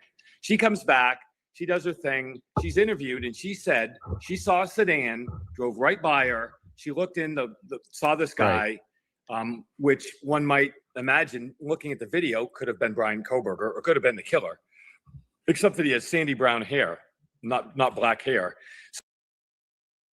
You see how he did what he just did there? Could have been Brian Kohberger, could have been the killer. He's done that a lot through this. So you guys will catch that. Welcome, Cheryl. Good to see you. So police responded by saying, well, it couldn't have been him. Therefore, it couldn't have been a sedan because that would be too confusing. So it had to be an SUV. So the SUV entered the picture during discussion among investigators relative to Molly McMichael seeing a vehicle with somebody. Okay, you with me so far? Yeah. Yep. Yeah. Okay. Yep. Then we get to the point in Dylan Mortenson's story where she runs downstairs and they ask her during, I think it was the third interview. It was a recorded interview. She says it in her own voice. And basically at the end of a 2-hour conversation, one of the detectives asked her if they missed anything. It's a typical question, right? What did we forget to ask you? And she says, well, there is that one thing. And that one thing is that I looked out the window and I saw a black truck, or at least I think it was a truck. It might, whatever. She saw a vehicle and tried to describe the vehicle. None of that matters except for this, or matters to me except for this. She knew the specific time that she saw it. She knew specifically when she saw it. She didn't know when or how or why, but she knew the time, which struck me as odd. So I started thinking to myself, once I heard that, I said, well, wait a minute, there's a lot of other video cameras. Let me look into this. And this is where it became confusing. So if you watch the 112 camera, everybody knows this now, I think, at what is it, guys, help me out, 4:20 and something, the white car goes screaming down the road, right? Yeah. 4 minutes after that, you hear a very loud engine and you see an SUV following in trace. It goes down approximately 4 minutes later. I think it's 4:24, roughly. But this video is on the internet. I think you all know what I'm talking about. You've all seen it, right? Yeah. Then you go back to the Linda Lane video camera. We know the Linda Lane picked up the white car coming up and driving around, whatever else. If you follow the Linda Lane video past 4:20, you see somebody walk out. They walk around the back, and it's hard to see, but you can definitely tell it's a person, and you can definitely tell they're wearing what appears to be a backpack. They go to the back of this. It's a full-size, boxy SUV that's actually gray, and I say that because I found it during daylight.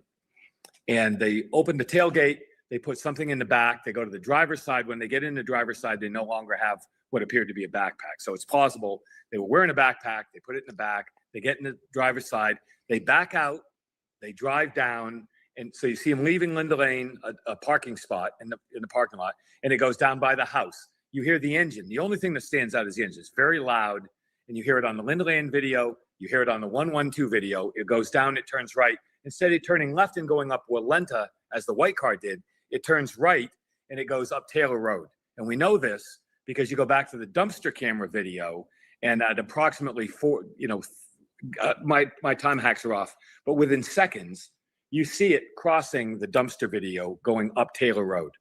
You with me? Yeah. Yes. Okay. So you watch the video 3 or 4 minutes longer. That truck turns around and it comes back and it goes back the other direction past the dumpster video. It comes back up and goes into it drives into the view of the 1112 video, and it drives up past out of the field of view of that camera But the odd thing is the engine is so loud, it stands out to everybody, including witnesses that we'll get to. And then that SUV, you hear the engine, the engine slows down, sounds like it's idling. And then you can hear it accelerating a little bit, like it's backing up or like it's trying to parallel park. Something's happening, and you can hear the exertion of the engine because of the bad exhaust, either custom exhaust or broken exhaust, I don't know. And then it stops. It doesn't drive away. It stops, meaning outside the field of view, which means proximity to 1122, right? Then you hear what I interpret. We'll put you guys, you're the experts. We'll put you on it. But you hear what, once the engine stops, you hear what sounds like a door slamming or, a door closing. And many people already know about this. Many people have already discovered this video. What I have not seen yet is that if you watch the entire video from Linda Lane, that vehicle returns to its original parking spot at 6:30, 2 hours later, and a person gets out the driver's side without a backpack and walks back down in front of that building toward 1122. And I don't mean to suggest that it, necessarily was going there, but that building, and forgive me guys, are those is that the Whites? What's that apartment building between 1122 and the Linda Lane camera? What's that building? Queen Road. Queen Road Apartments, right? There's no door on that side. So whoever walked out of the SUV and went down that way was not going to that building, right? So trying to explain why somebody would get up at 4:20 in the morning, walk out to that SUV, get in the SUV, drive away, be gone for 3.5 minutes, turn around and come back and park in direct proximity to the house, and then get up 2 hours later and get back in the SUV and drive it back to its original parking spot is certainly perplexing, if you ask me. So that's another. So that, as we all saw and heard, is something he more than one time brought up. And he brought it up before we went into the live when we talked to him and after, okay? As well, multiple times too. So, and we'll be going back to more and more of this with Chris, but I'm this to prove what I'm showing to you guys, to look into what we're talking about today. Let me find it. Okay. Anything to go with that so far, Kim, or beforehand or anything? Well, I'm just looking at some of the comments in the chat, and I just personally feel like some of the things, because I keep saying he has to tread lightly. He has to tread lightly. Yeah, and very much so. Things might not always be direct. He might not be able to really say certain things, and then at the same time, he has praised our community over and over again. He knows what we're going to do. He knows every statement he makes, we are going to tear apart. And I personally feel like that's what he wants. I agree. He knows we'll do that. He wants people to try to debunk. I saw Mark popped in here. Good to see you, brother. Mark B popped in with a statement about debunking it. I think he wants us to try to do that stuff so that we see the things that he's seeing. You see what I'm saying? That's how I see it. Okay. Yeah, it's like he's pointing the direction, right? He's hanging the carrot. Can we figure it out? That's what I think. Truly what I believe. Yes. I'm trying to pull the right video that was dropped to me. Give me 1 minute as we go forward on this to show you guys. And so yeah, I agree fully with you, Kim. I do. I thought they dropped it to me back here. I guess maybe not. I don't know. Hold on.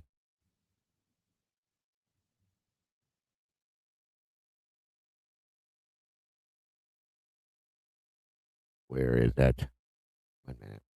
I think the T is in the book Crime and Chaos. There's I haven't seen the book yet, but I mean it definitely is. First chapter. He's putting information in there, unredacted. Yeah, everything in there is fully unredacted. Okay. Every bit of it. And new information. Yeah. Yep. Okay. 4 to 5 a.m. So I agree with you. He mentioned this vehicle many times, so I think it's important. As do I. And that's why we're doing this today. This is just one of the, I just decided on this one. There's many things we're going to be discussing, many things that we're going to break down. This is just where I chose to start today, guys. So, and also if anybody of you watched the interview and there's anything, pro burger and proud, good to see you, that you decided you're very interested in what he said. Throw it in the chat, in the comments, I'm sorry. And the or email me or whatever you want to do, and we'll go there. We're gonna go there anyway. So just give me what you want to see in here that he said or talk about. What's up, Scully? Good to see you, gang. I was looking for the 1330 Linda Lane video. SRB, it's all right, I got it. But again, if anything he talked about or hit on specifically that you guys want, we're gonna go there anyway. So just let me know and we'll do it. So, all right. So this was given to us long time ago. Okay. I can't remember who put this out initially. Pooh Bear's Honeybee. Welcome to you. Chris Tat. Good to see you, brother. This came, I can't remember the exact time, guys. I'm trying to remember. 1 minute here. The time you're asking? No, when we first received this video from Linda Lane. Oh, geez. It was yeah, it's a long time ago. But that's I don't okay. know. It was like a good year of every live show just being looking at Linda Lane.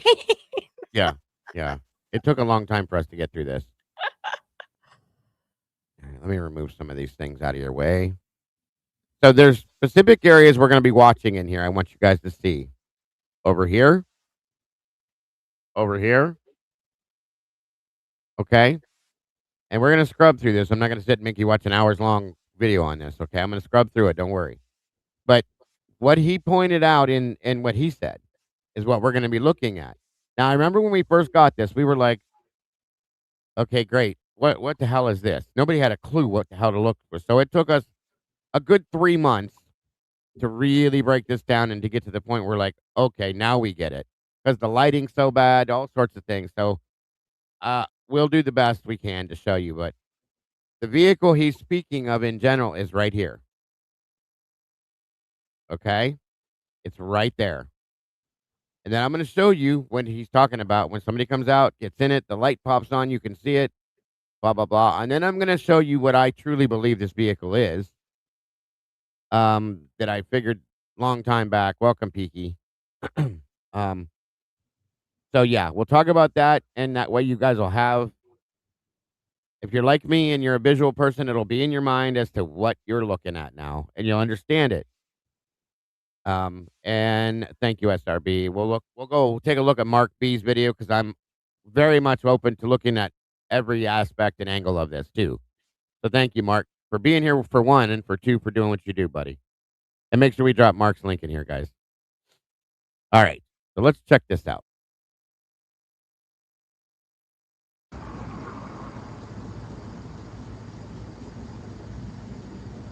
I should have probably set this up, you guys. I'm just rambling on without thinking. This is the 1330 Linda Lane footage, and this is between 4 and 5 a.m., okay?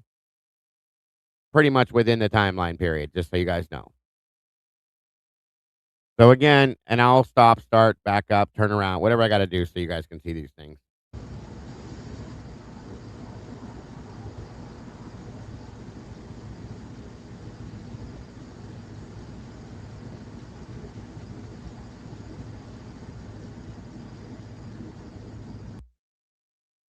All right, I am going to let this play for just a few minutes, guys. I'm going to run to the little boys' room. I'll be right back. You're not going to need me to be here for this anyway for a minute. So thank you, Sluther.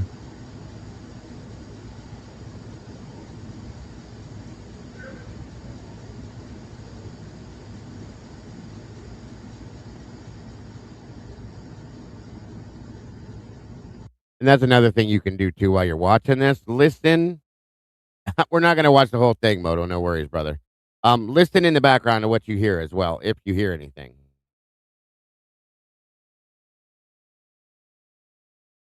I did not mean little girl's room. I made that mistake once, SRB. I won't do it.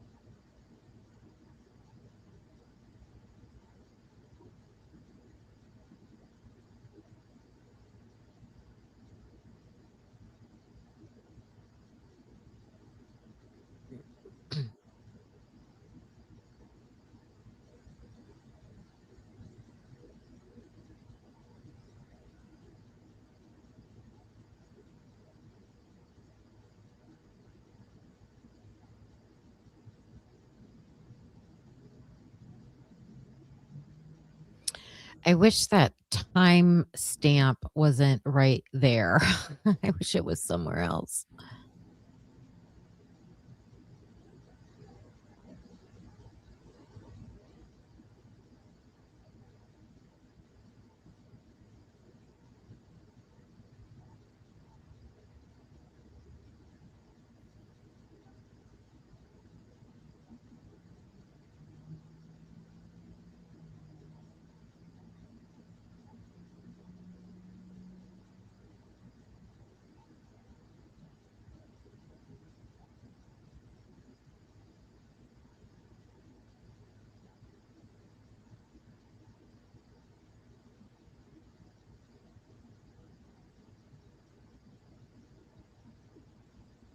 I was confused about the I don't watch YouTube comment also, but I think he meant before he wrote the book.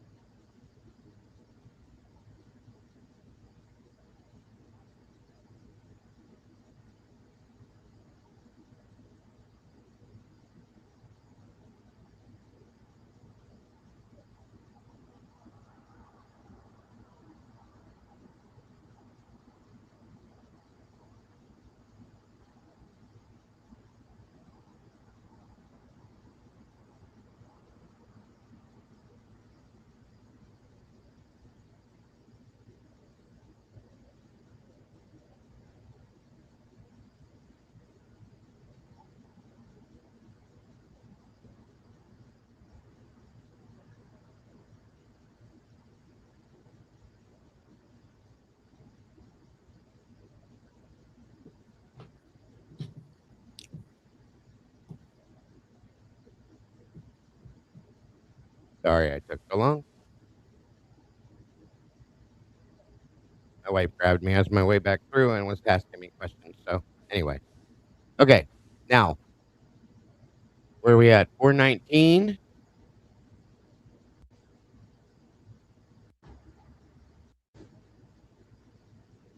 Okay, watch.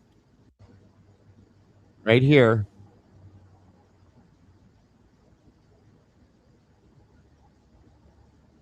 I think this is where we start to see somebody walk through here.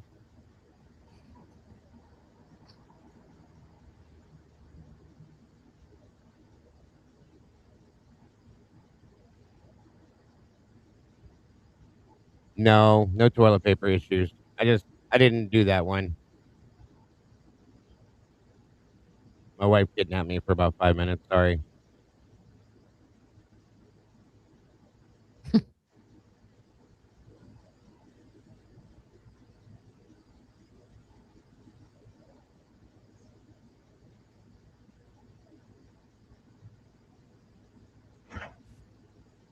Okay, there's Right lights there. are moving. Yeah. So Okay. that's a car, what, pulling in or turning around? No, this is, hold on. Okay. It's very hard to see, you guys. What's that light then? That's the light turning on. When you open a door to a car, the dome light comes on. You know what I mean? So Okay. whoever this person is comes over here, they open the door and they get in. There's another light under AM.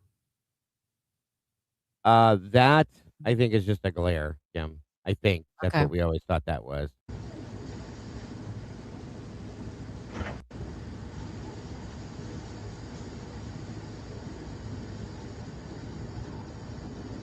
You look hard. Now, you got to understand something. We get what we get. The stuff that he gets to look at is so much better than this. So much clearer, more defined. He has software to run it through, so on and so forth. So just understand. And I think this was somebody unlocking the vehicle, like with a keypad thing as they're walking up.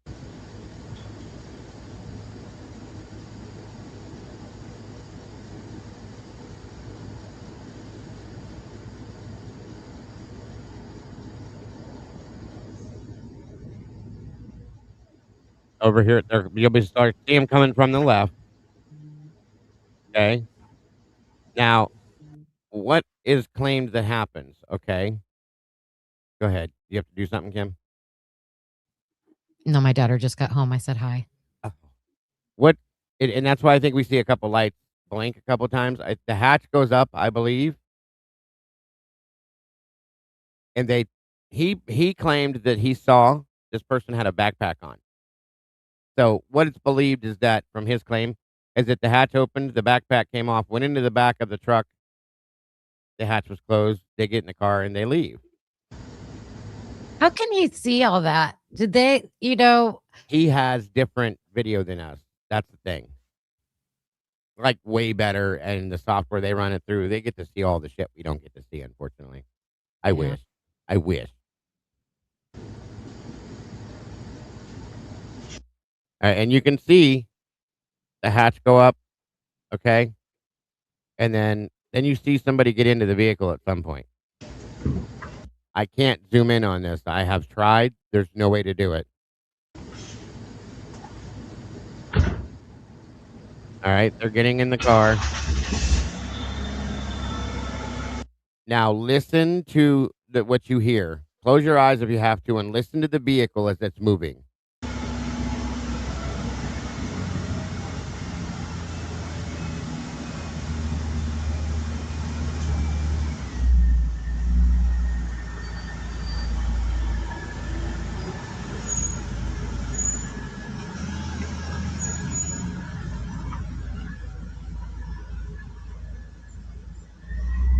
And I'm going to tell you guys what I have come to the conclusion that I believe that this is.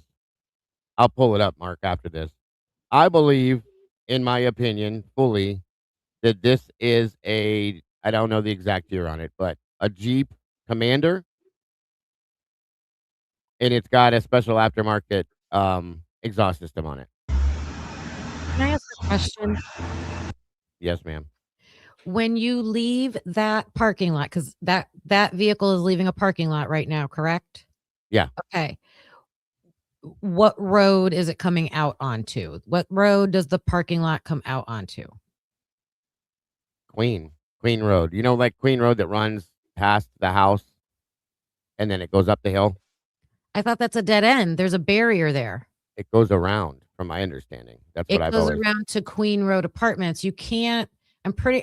You guys let me know. I swore you can't get from. That's why I'm always confused when we're looking at this Linda Lane footage. I thought there was a barrier. No. Because okay, remember when we watched the canvassing, when they were canvassing Yeah. after the murders, the police officers were walking up Queen and they were knocking on the doors on that side. Yeah. That road goes back. That's how the car was going around the building. Remember that? But the building it goes around is Queen Road Apartments. That's what these are right here. These are the Queen Road Apartments over here to the left. A lot of people got confused with this. A whole lot. Then we should see, then that parking lot, we should be able to see on the footage of Queen Road. No. What do you mean? The 1112? If that parking lot is facing the Queen Road Apartments, shouldn't we see it when you're standing by the house? Yeah, you can't see the parking lot because it's behind the apartments, but you can see the road leading up to, like when we watched I'll Nunez's mess around body. with it. Okay. No, it's okay. When we watched Nunez's body cam and him and Dylan are standing there where that police cruiser's parked that Jack DeCour's sitting in, if you take that road straight up all the way, it wraps around back into this parking lot right here. Okay, but then there's no other way out of that parking lot. No, I don't know, because the other parking lot that you saw where the dumpster is down here comes up into this parking lot. There's no other way to get out of it other than to come around the building and go back out. So yeah, that's right. So it still is a dead end basically because you got to turn around in that parking lot to get out. Okay, gotcha. Yeah, no, it's understood. Like I said, a lot of people get confused with this because of this is such a mess back in here, guys. Yeah. Okay, I got it. And when I said close your eyes, like sometimes people hear things differently when their eyes are closed. That's all. Sorry.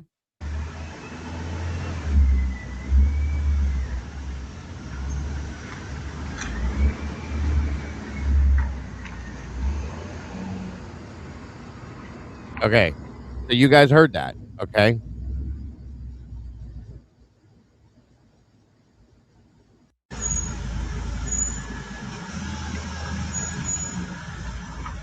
Squeaky. I think it's the brakes.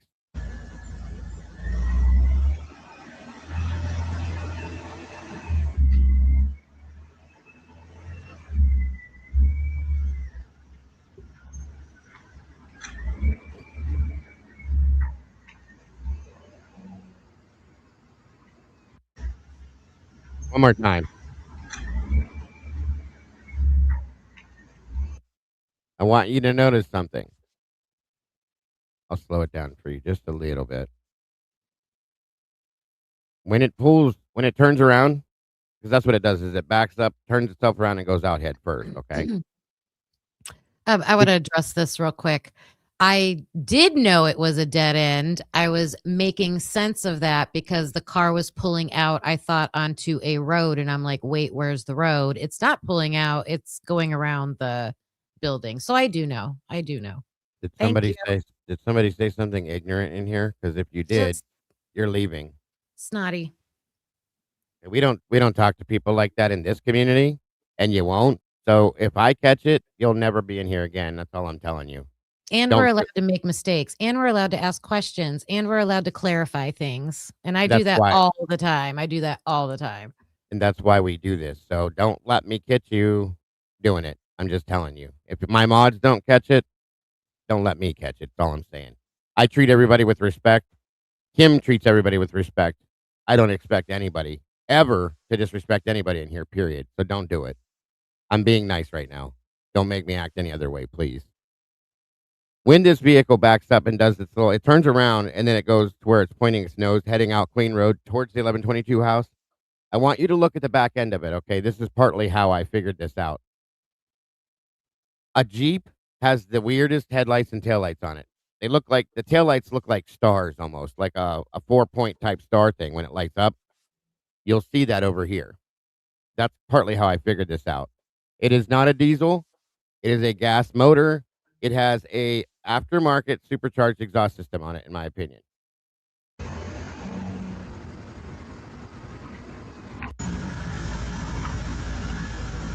It also has the round headlights that Jeeps have too.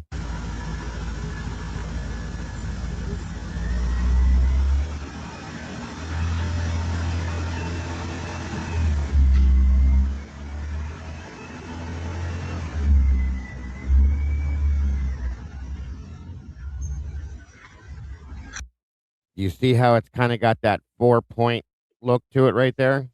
When it lights up, Yeah. there's 4. It's like I call it a star thing, but there's 1, 2, 3, 4 points on it. See those? That's a Jeep. There's a Jeep taillight. And the body style, it took us months to figure this out, is a very squared off type body. It's not rounded. It's not like a typical, like this here. It does not have this look to it, nor that. It's not a standardized look to SUV. So I'm thinking Jeep. When I figured out the headlights and the taillights, okay, that's what I came up with that. So then I started looking for the right type of Jeep because there's so many of them. So at that point, that is when we went looking and found this. As soon as I can find it, I think Cassie sent it to me. Give me 1 minute. And again, guys, I'm not a mean person. I don't want anybody to come off that somebody that's new in here. By any means am I mean at all. I don't yell at people. I don't swear at people. But I'll be damned if somebody's going to disrespect somebody that I have as much respect for as I do with Kim or anybody for that matter in this community, because we don't do that, okay? Neither one of us treat anybody that way and don't expect to be treated that way. So Yeah. that's all I'm trying to tell you. I'm not trying to be a bully or anything like that, but I won't put up with it. I put up with it for years. You're not going to disrespect her or me or anybody else, but mostly a panel guest, especially somebody that is as nice and sweet as Kim is to everybody. So don't ever let me catch it. That's all I'm telling you. Thank So you, the Jeep, Diego. oh, of course, of course. The Jeep Commander is the bigger. Okay, my son owns a Liberty. They're tiny. They're little itty bitty weird looking things. The Commander's a bigger, boxier. It's kind of like almost like they took a Wrangler and added to it or something, for lack of better terms, and made more of a vehicle out of it. You know what I mean? Hey, Greg, good to see you. All right. Let me get to this other video here. I'm so sorry. That stuff just irritates the shit out of me when somebody's being talked down to for no damn reason, because I'm guaranteeing the person that said that to you probably doesn't know any more than we do either. So I know. I know. that's why it bothers me. None of us know any more than we know. All right, guys. Thank you, Cass.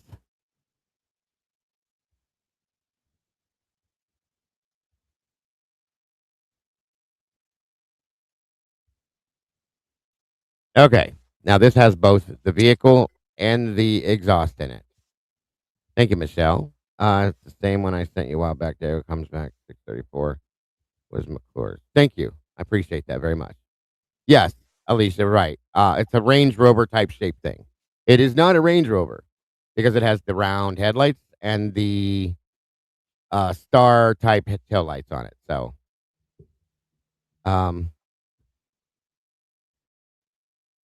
yeah, I know. We know nothing. Don't worry about it. All right. And I don't call people's names out too either, unless I have to. So, and hopefully we never get to that point. This is a Jeep Commander.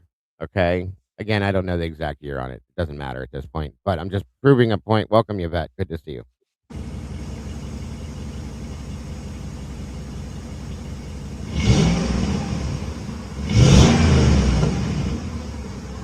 Now, I'm going to tell you right now, that's not what that sounds like from the factory.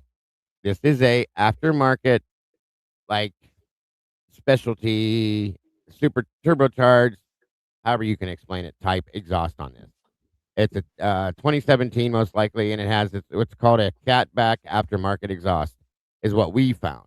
Okay, there's the exhaust. This is a like a how to do it type thing, or you know what I mean. Um, how to add the exhaust. But what I'm just showing you is what the vehicle sounds like when he starts it. I want you to hear it, and as he drives it. That's all. Yeah, I saw it, Cass. Thank you, hon.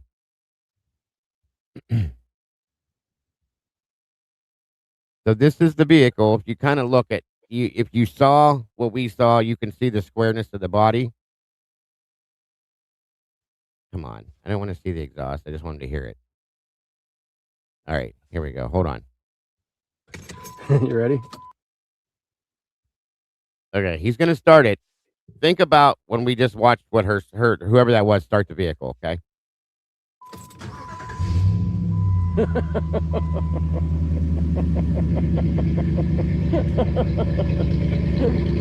Yeah, buddy. What do you think of that? Give it a minute to kind of, that's for sure. And it's you can hear it. Yeah, it's mellowing out. Much quieter, much better. So people want their car to sound like that? Oh hell yeah, yes, absolutely. I would do it. Not a car person. I would put this on my truck. Hell yes. Okay. A little gas here.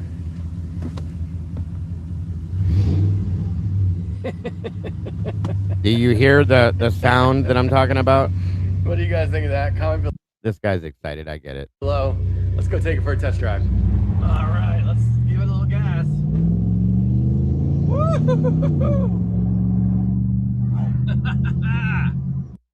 Okay. So we hear this, okay? And yes, I get excited hearing this stuff too. I get it. So anyway, there's that. Now I want you, let me show you what hold on. 1 minute.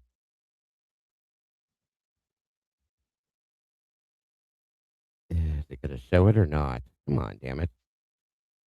All you got to do is show me the damn vehicle.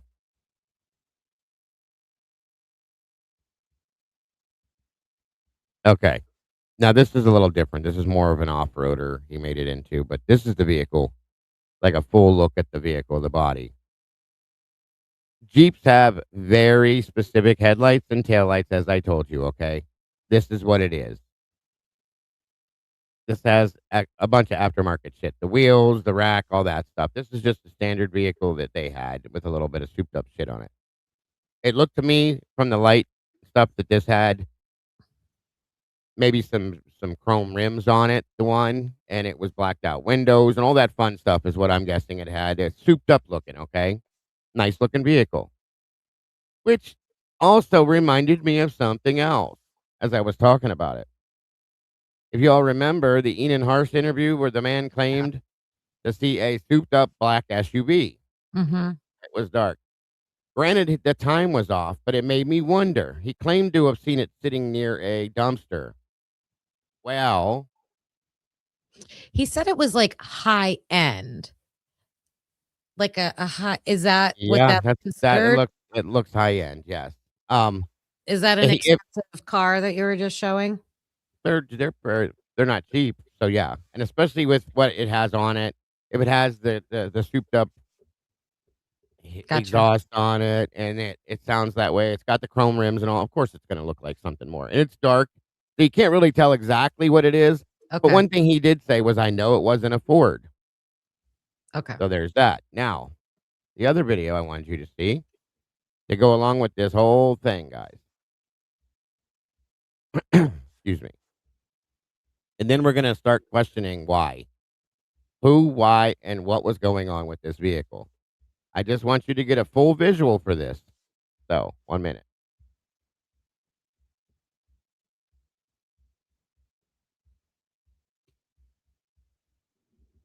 It is hot here today, you guys. Hot where you're at, Kim? 60.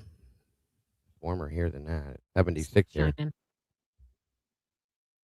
And in here, too. Okay.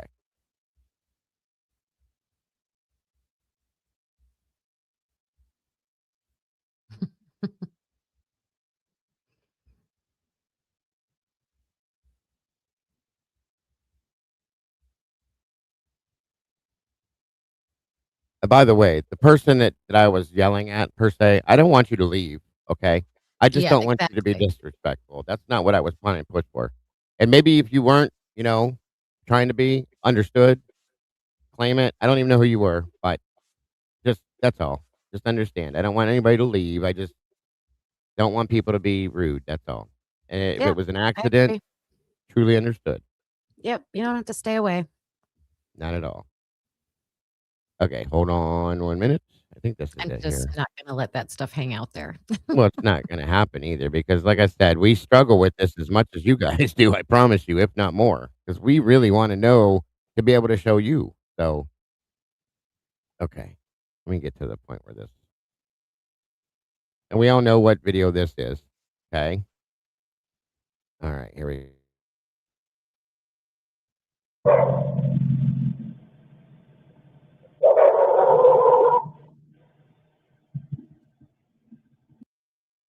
So you can already hear this vehicle over, what I believe is over on Taylor Avenue, okay, I think.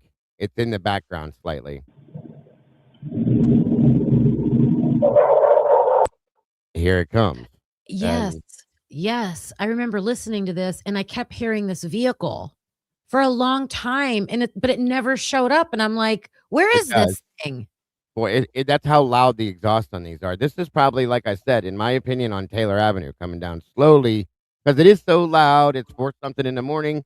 They're not gunning it. Okay. They're just kind of letting it idle and driving it slightly. And as you'll see, exactly right around 4:29, this thing comes around the corner. Biggest part is to listen because it's the same damn thing.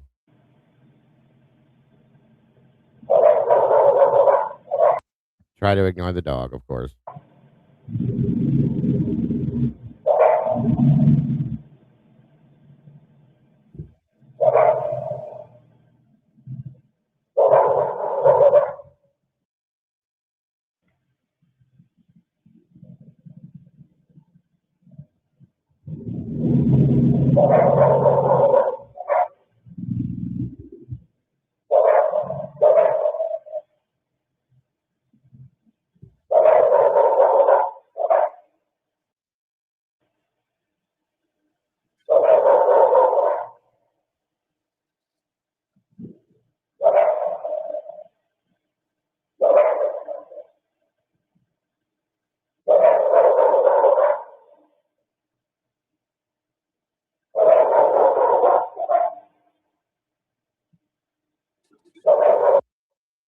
Go ahead, Kim. What's up? Your question? So it was 4:29 up in the parking lot? No, that was 4:24. So we gotta see it leaving here. I I this is where I got confused with this last night. And maybe Okay. that's what Mark B was talking about And with some things that's going why on. we're gonna watch Mark's video too, because this is the part where I was confused. I have no doubt in my mind that it's this vehicle. What I'm trying to figure out, the only thing that makes sense to me is there was some tomfoolery done with these videos because I'm trying to figure out how this happened. Oh, it could That's be that. This is what he wants us to look into. He and that's wants us to that's figure this out. that's what I'm thinking because I can't figure it out. Like we saw that video, we saw that thing leave. Okay. Hold on here. Let me go back to this point. Actually, that's a good idea. I should have done that to begin with. Yeah, see if it leaves. All right, I'm gonna go. That was roughly around 4:24. I think so. We'll go from here forward.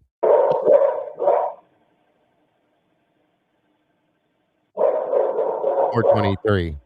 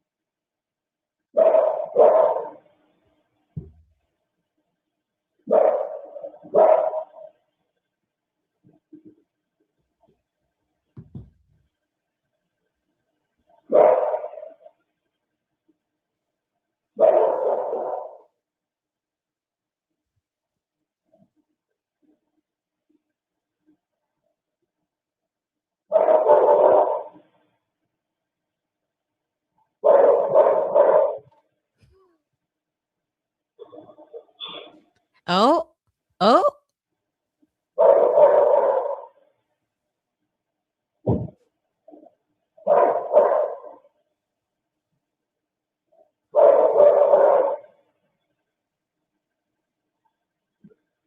I saw lights. There it is. Okay.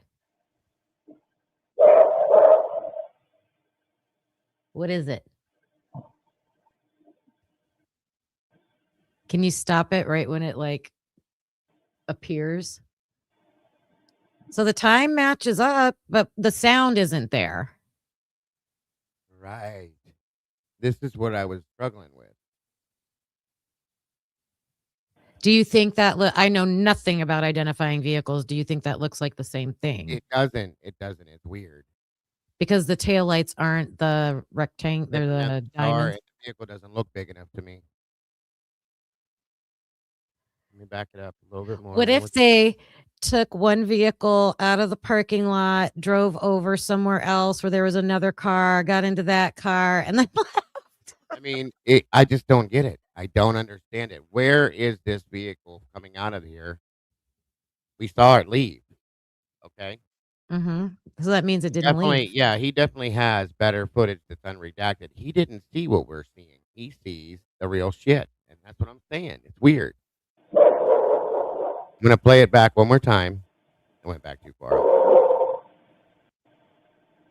Right about there.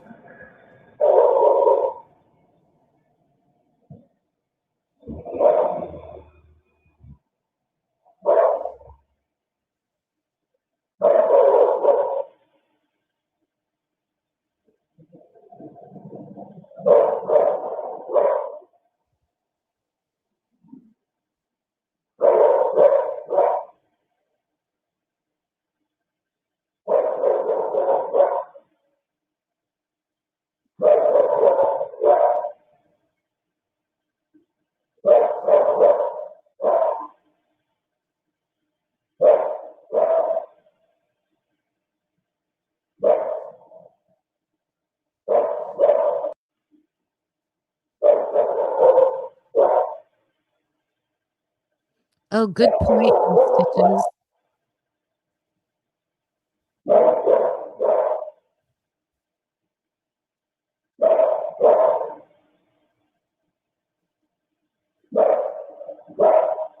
What'd you say? I didn't hear you. I'm sorry. That damn dog. In Stitches pointed out that we don't hear any of this barking on the Linda Lane footage, and it's a fishbowl echo in that area. Exactly. As loud as the dog barking is, we should hear it, even if we would hear it faintly. Right.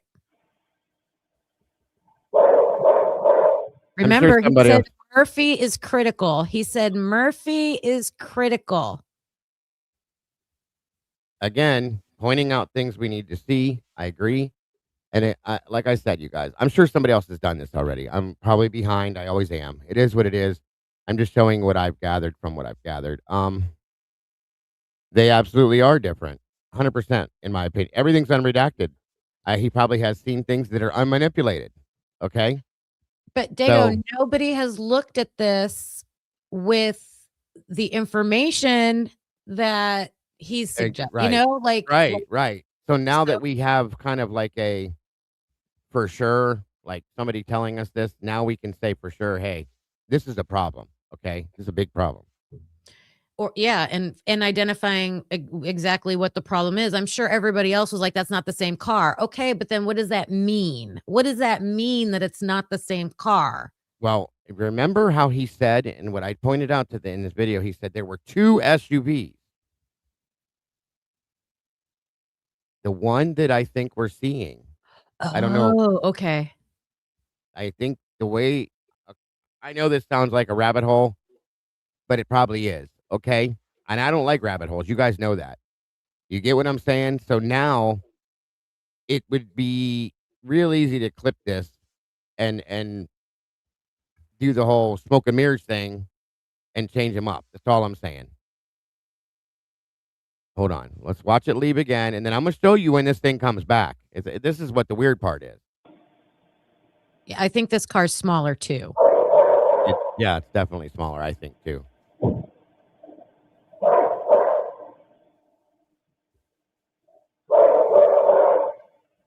And then I want to point something else out to you that I asked him last night, too. His answer was quite interesting. There's no sound coming from this vehicle. Nothing. Like it's just coasting right along. That is not the same vehicle by any means whatsoever. Look at the timestamp on this. 424. That should be what we're seeing at that time is that vehicle we just watched pulled out. Okay. Mm-hmm. It's not by any means. Now, as I jump forward, so this vehicle leaves and goes that direction and for whatever. Okay. Very conveniently. And now at starting at 426, we start hearing 2 minutes, roughly 2 minutes. We start hearing this vehicle coming back now. And that's what he's pointing out to us. You guys, we see this vehicle leave, and then within a minute or two, here it comes back.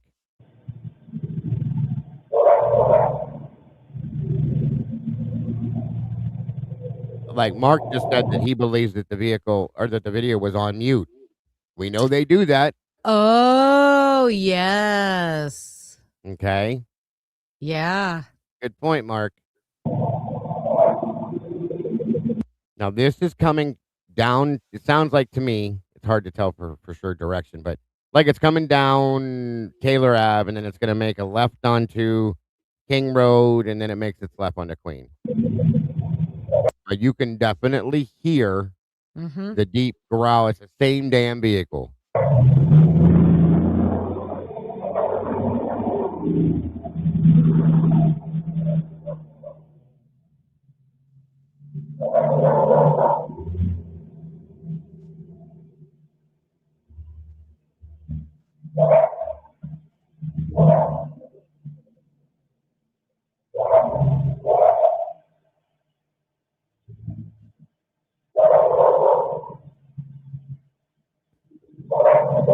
One thing I will say is we already know that there was manipulation done. Christy pointed it out where they did like video manipulation in some of these videos where they overlaid one car. She played them both side by side.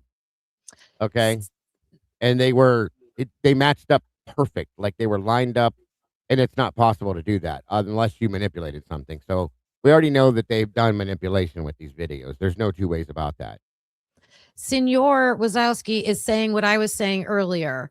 That sound you're hearing of that vehicle, I waited and waited, and the vehicle never showed up. And I'm like, where is this car? It should be coming, and I don't think it does. Well, hold on, because the way that I took this was that we're getting it because it is so loud that it's a road over, and it's coming down, and then it turns, and at 429 it turns the corner here. Okay, coming back.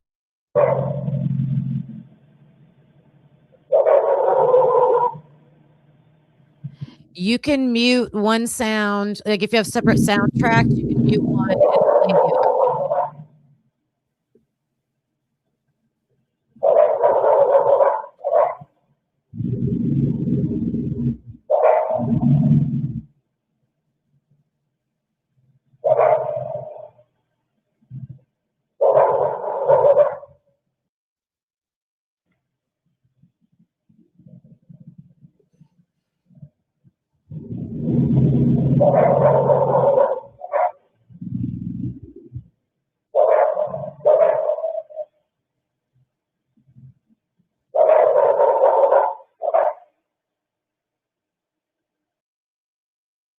And yes, no, we hear none of this barking on Linden Lane, folks. None of it. And we should hear this very clearly. It's not that far away.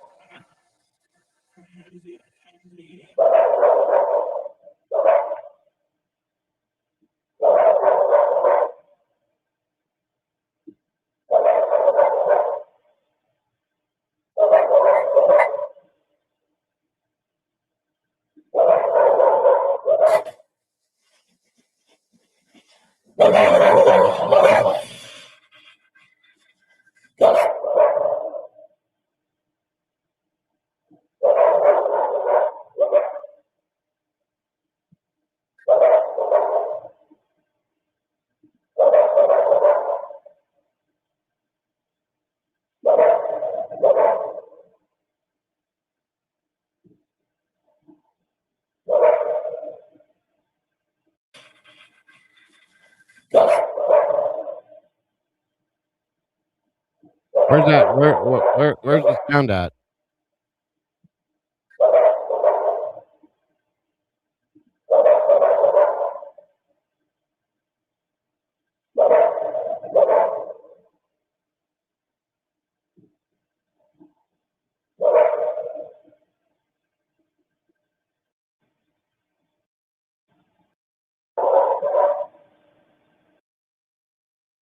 Okay.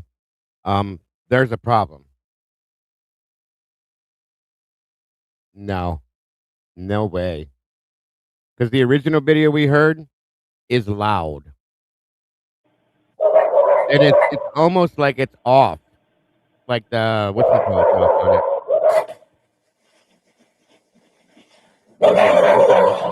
it? Did you hear that in the background?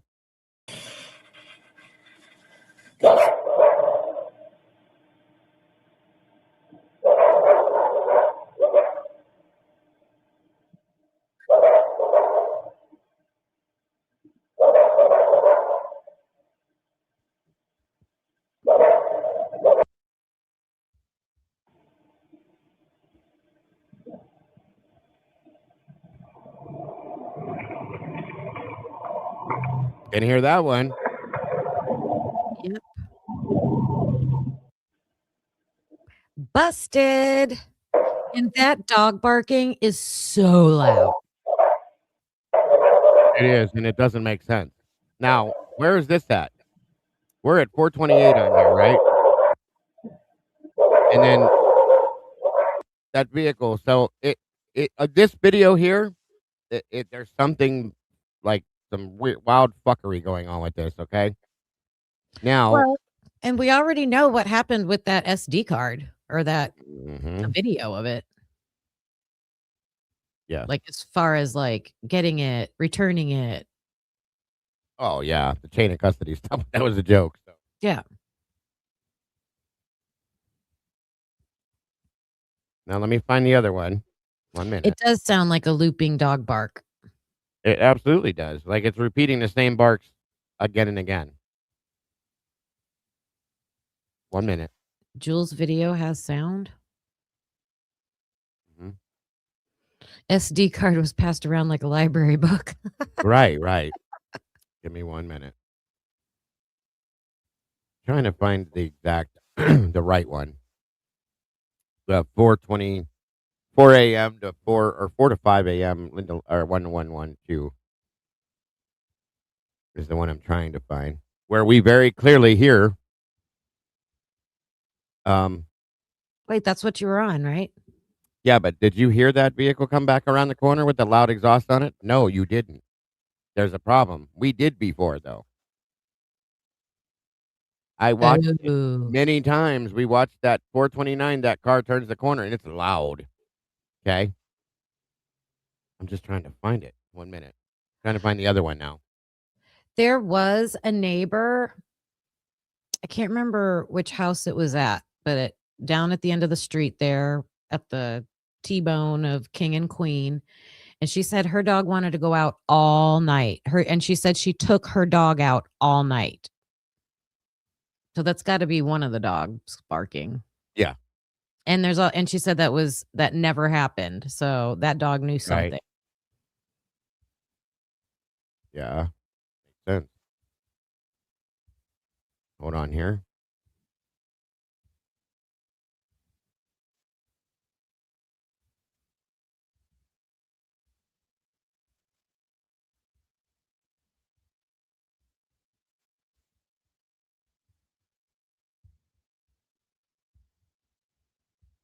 Trying to find. There's so many of these now. So many of these. Mm-hmm. All right, let's go with this.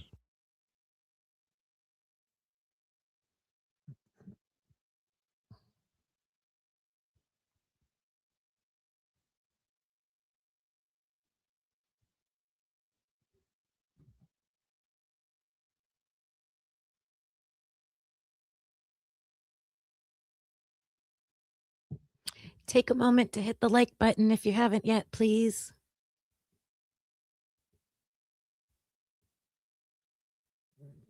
Jules points this out, you guys.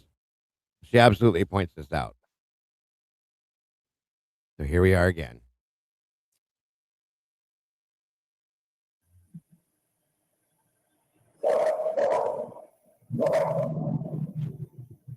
Okay, so here I think the big truck's about to show up.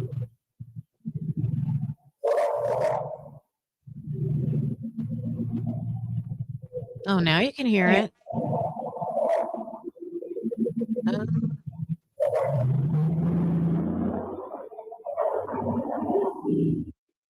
Even better. How convenient is that? And you can see what it is by looking at the headlights on it. Do you think that looks like the same one? It does to me. It looks bigger and blacker or something. Hold on. Well, there's more lighting around it here than there was in the other video, remember? Oh, we can definitely hear it. Now, two things I want you to pay attention to. Watch this house over here. And watch the tail lights, what they do. Okay, so here I think the big truck's about to show up. And then she says the same thing we're saying.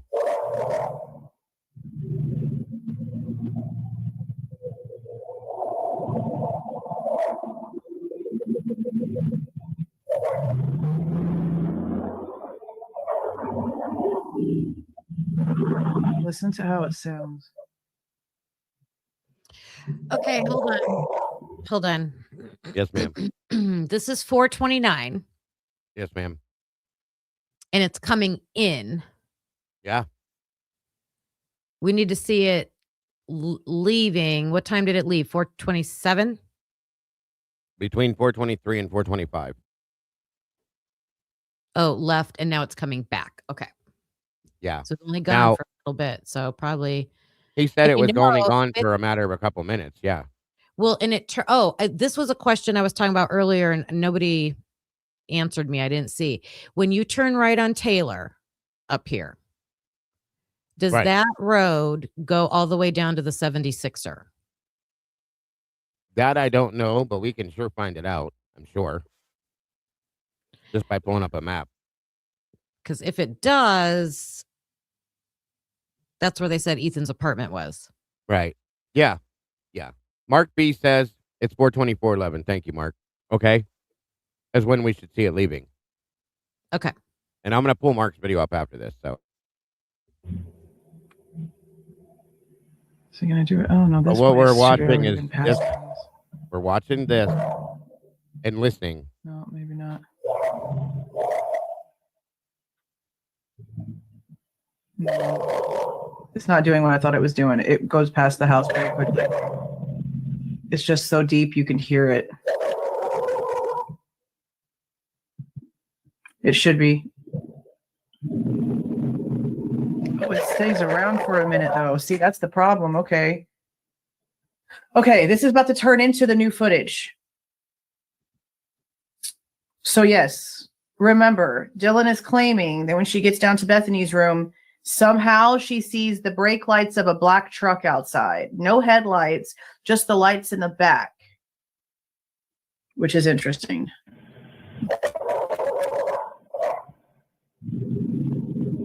Welcome, welcome. Man, it sounds like it is just right there, bro. Welcome, Sarah.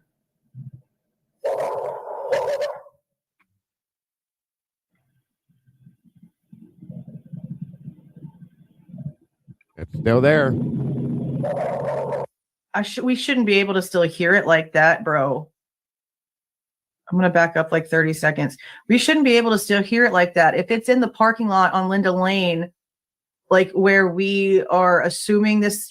It's not. That's the thing. Is it's parked, in my opinion, and Krista pointed this, or I'm sorry, Tomboy pointed this out. I thought it may have pulled into the parking lot, okay, because we do hear it turn off.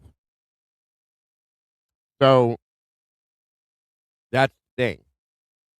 I think it's parallel parked in front of the dumpster over there, or by the dumpster over there in front of the 1122 house. Truck goes because it sounds and looks just like the one in Linda Lane, even though the times are weird because Linda Lane is sketchy in itself.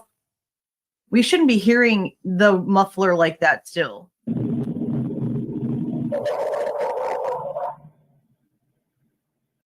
and the dog is going nuts, barking right there, which tells me it's right by the house. The dog's barking at the vehicle because it's right there. See, that's what I believe too, Mark, is that it pulled into the 1122 parking lot in front of the house. I think it's readjusting itself so that it's off the road, and it pulls right in, I think, maybe next to the other black SUV or something like that. That's exactly what it sounds like to me, like what it's doing.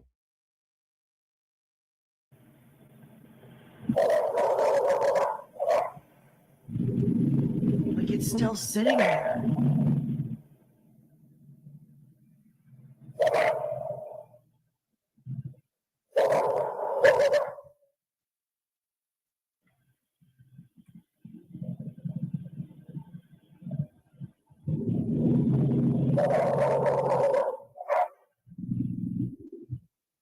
Did y'all hear that second bark? Did y'all just hear that second bark?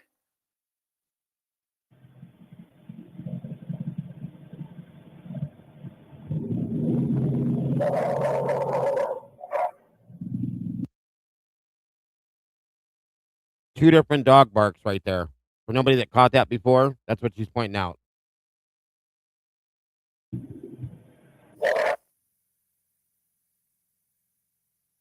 There's two dogs barking.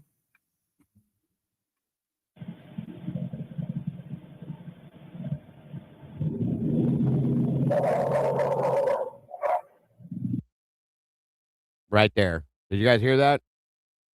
Row, row, row, row, row. And then you hear a little rrrt, like two different sound effects.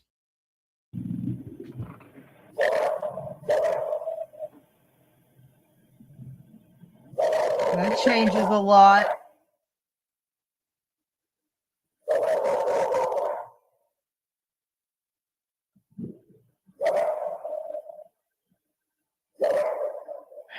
Just to reiterate this is something that Chris Whitcomb was pointing out very heavily.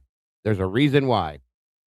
This is not the Ford Explorer that's parked in front of 1122. We've proved that now. The problem is, okay, let me back this up. Let me see if this goes to where Mark B's timeline is. 42411. Okay. We should be hearing or seeing that black SUV come down Queen Road and leave.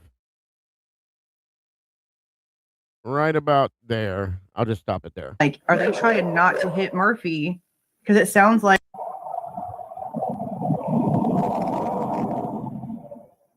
Now look at what we're seeing. That is not the same damn vehicle, folks. That is not the same damn vehicle. You see that?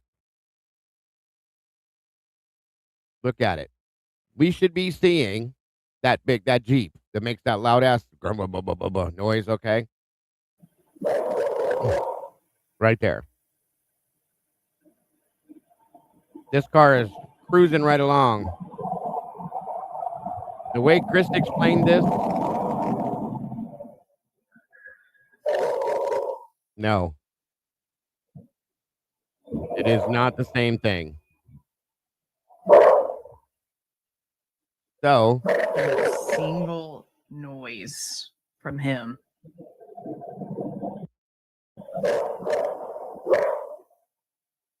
I don't think they have a completely different vehicle. dog.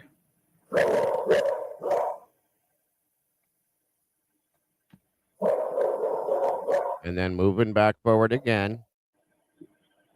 Everyone reacts when that happens. And we know, like I said, to go back to the Ford thing, the timeline for that proved that Ethan was driving that vehicle earlier, okay? He went to the Hunga Dunga with it. He picked up his friends. Then they go to the Hunga Dunga. They do their thing there. Then they come back. And he stops at, I think, two places in the timeline.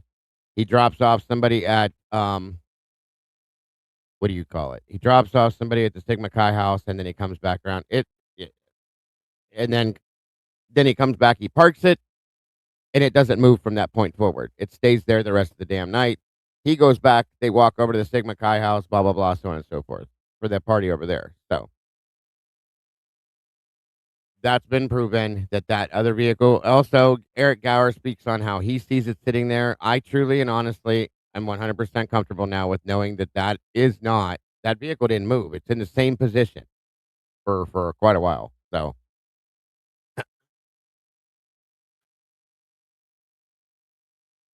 anyway, so there's that. But yeah, I'm very very comfortable now, knowing, and again, understand something.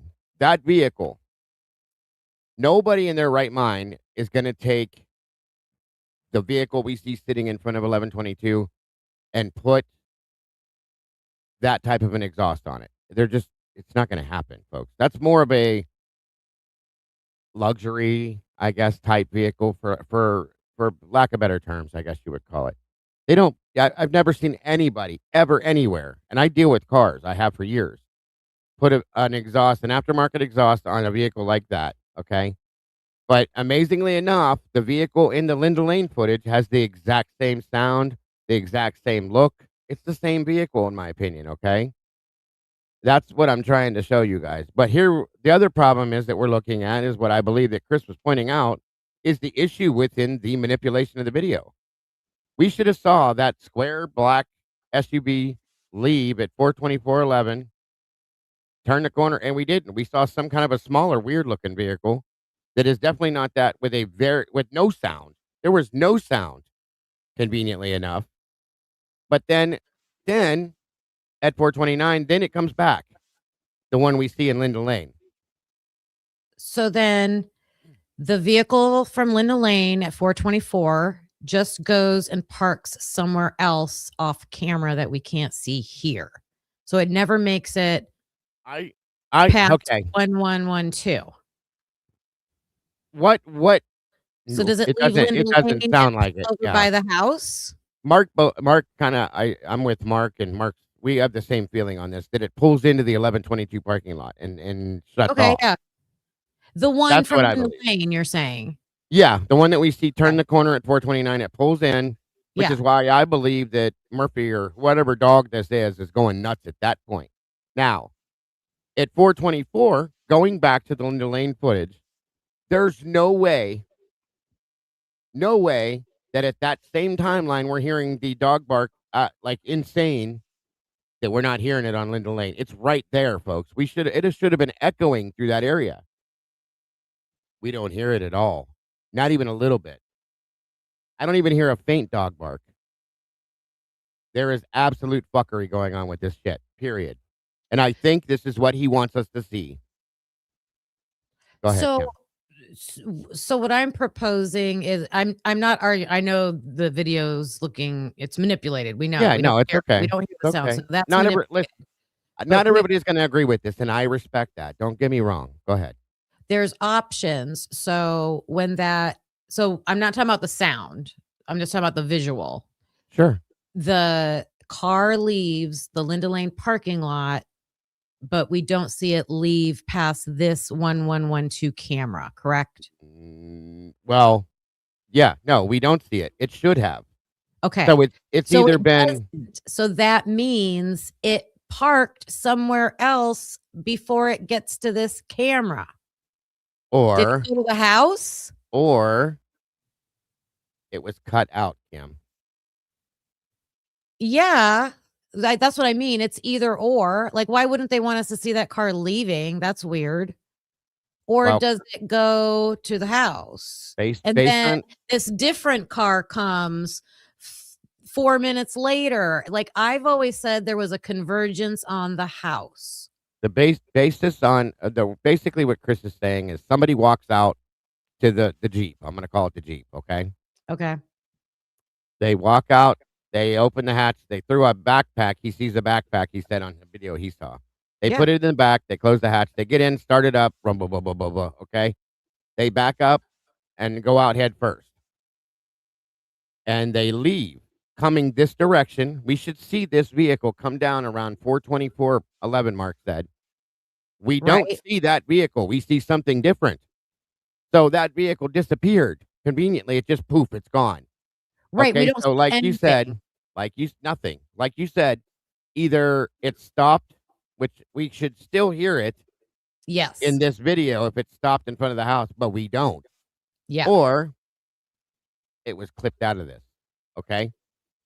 Now, what he thinks is that it's the way he makes it sound to me is that whatever was in that backpack may have been taken somewhere and dumped and they came back.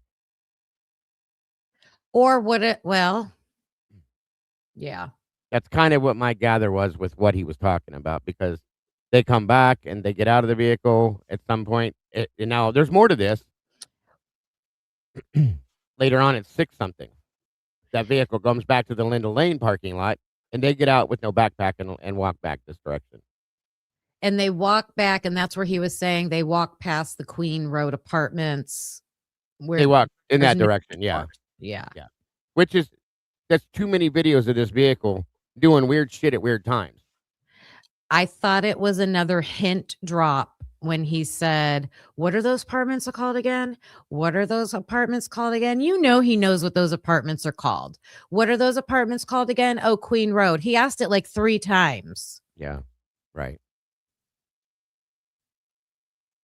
Right. I don't Absolutely. know.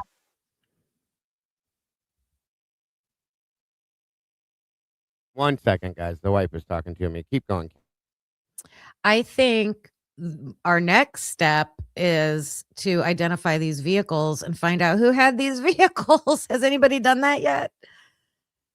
Anybody done that yet? A lot of hinting last night. I'm pretty sure he said last night that he had a list of all the vehicles, didn't he? Didn't he say last night that he had a list of all the vehicles and who owns them?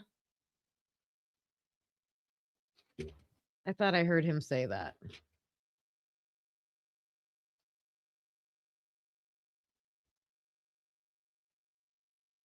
I'm looking at my notes to see if I wrote that down.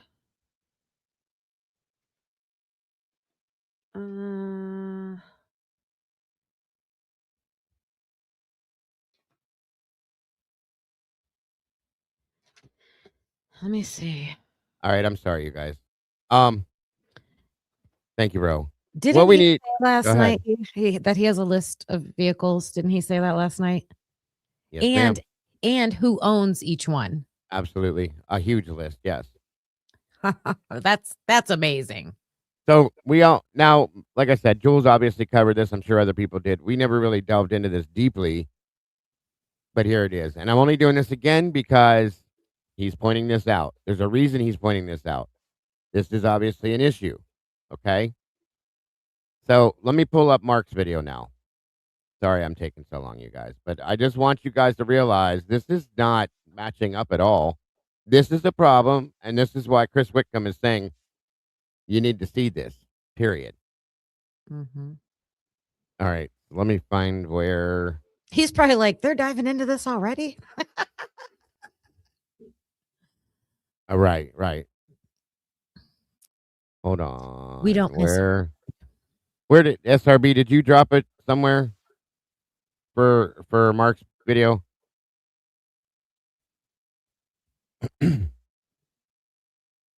Yeah, I've never, and I'll just be honest. I do respect Pav. I believe in a lot of what Pav has said. You guys know my theory on this now. Most of that came from Pavarotti. Okay, I never ever believed that the Ford sitting in the parking lot 1122 is the vehicle we see at 429. There's no way. There's no way. It just doesn't match. And I mean that with all due respect towards him. That is not the vehicle. It doesn't make any sense. Okay, nobody's going to take a Ford Excursion or whatever that is. It's something in that realm of vehicles and put that aftermarket exhaust on it. It just doesn't make sense. It's the Chapin family vehicle. It belonged, in my opinion, to probably the parents first. And when the kids went to college, they said, "Here you go," and they got a new vehicle type thing. You know what I mean? For them to share. So, hey, my boys, good to see you. It's more So, yeah, like a family car. Right. That's what I mean. So they all shared it. Ethan's is broke down, and it says in the timeline they did use it that night. They did use the vehicle. They drove to the Hunga Dunga. Ethan stopped and picked everybody up that he was taking. I have all those names written down, first and last. Thank God. Actually, I think it's Hayden Edwards, Ethan Rung, Christian Gonzalez, and somebody else, along with Maisie. Okay, was his date. They went to the dance or whatever it was. They spent very little time there if you base it off the timeline that we looked at on chapter 9 in the book. And then on the way back, he stops off and drops people off at the Sigma Chi at Maisie's sorority and drops her off. He wasn't going back out that night. He comes back, and I'll show you the timeline again if you want me to. He comes back at, I think it was 9:30. I truly do. He parks the vehicle and goes and he heads back off over to Sigma Chi for the party over there. That's where they were. That vehicle never moved again that night once. Nope, never. Okay, and it's in the same position, the same spot that it was left in after he dropped them off at 9:30. So that has nothing to do with this, but I just wanted to point out that that's what I've figured out from this. I've never thought it was that same vehicle, never. That's one of the only things that I did disagree with Bob on, and I can see how that could be mistaken for that as well. But when I sat down and looked and listened to like what the vehicle was and checked, I'm like, nobody put that exhaust on that vehicle. Nobody would do that. Because in my opinion, the vehicle probably still belongs to Jim and Stacy. I can't imagine Jim saying, yeah, go ahead and put a turbocharged exhaust system on our family vehicle that you guys are using. It doesn't make sense to me. You know what I mean? That's all. Mm-hmm. So no disrespect intended by no means. Bob knows I love him to death and have absolute respect for him. That's one thing that he said I never agreed with. That's all. But anyway, moving on. Where was I going next? I completely lost my train of thought now. What was I talking about before that, Kim? We're going to be doing little bits and pieces. Mark's video? That's it, Mark's video. Thank you. And yes, SRB said it's in Discord. 1 minute. And this is what we're going to be doing, guys, is we're going to be going back through and a lot of the things that are in the book and the things that Chris has pointed out so that he wants us to do our own work, okay? Here's a thought. Here's a clue. Here's a piece of information. Go figure it out. That's what I want to do. So, where did you put it at, SRB? I can't find it.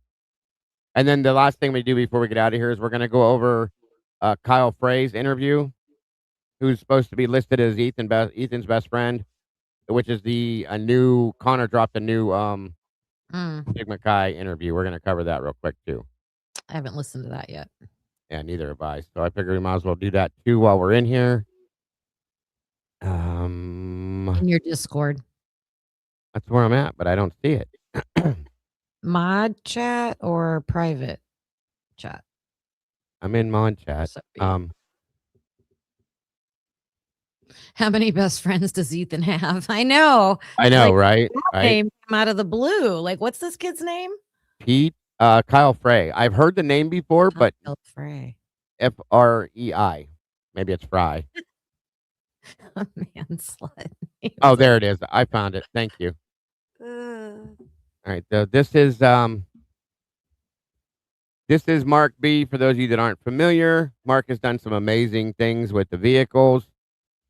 And we support Mark in all he does. 1 minute. Did you find it? Yeah, I got it. I'm going to pull it up right now. This is Mark's link. Please make sure to subscribe to his channel.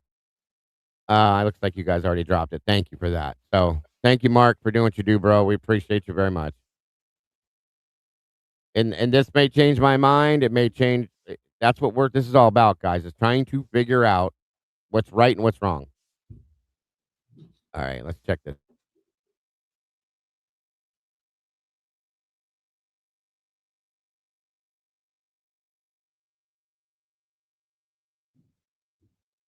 And have a look at what Chris Whitcomb, in his first interview that I know of on Devil's Advocate, says about the 4:24 a.m. SUV. We'll take a close look at it. Here we go. At 4:20, I've got to check it. I think it's 4:24:10 or something like that. You see somebody walk in the Lind Lane video. You see a person walk out to a very boxy SUV that is parked nose in toward the camera.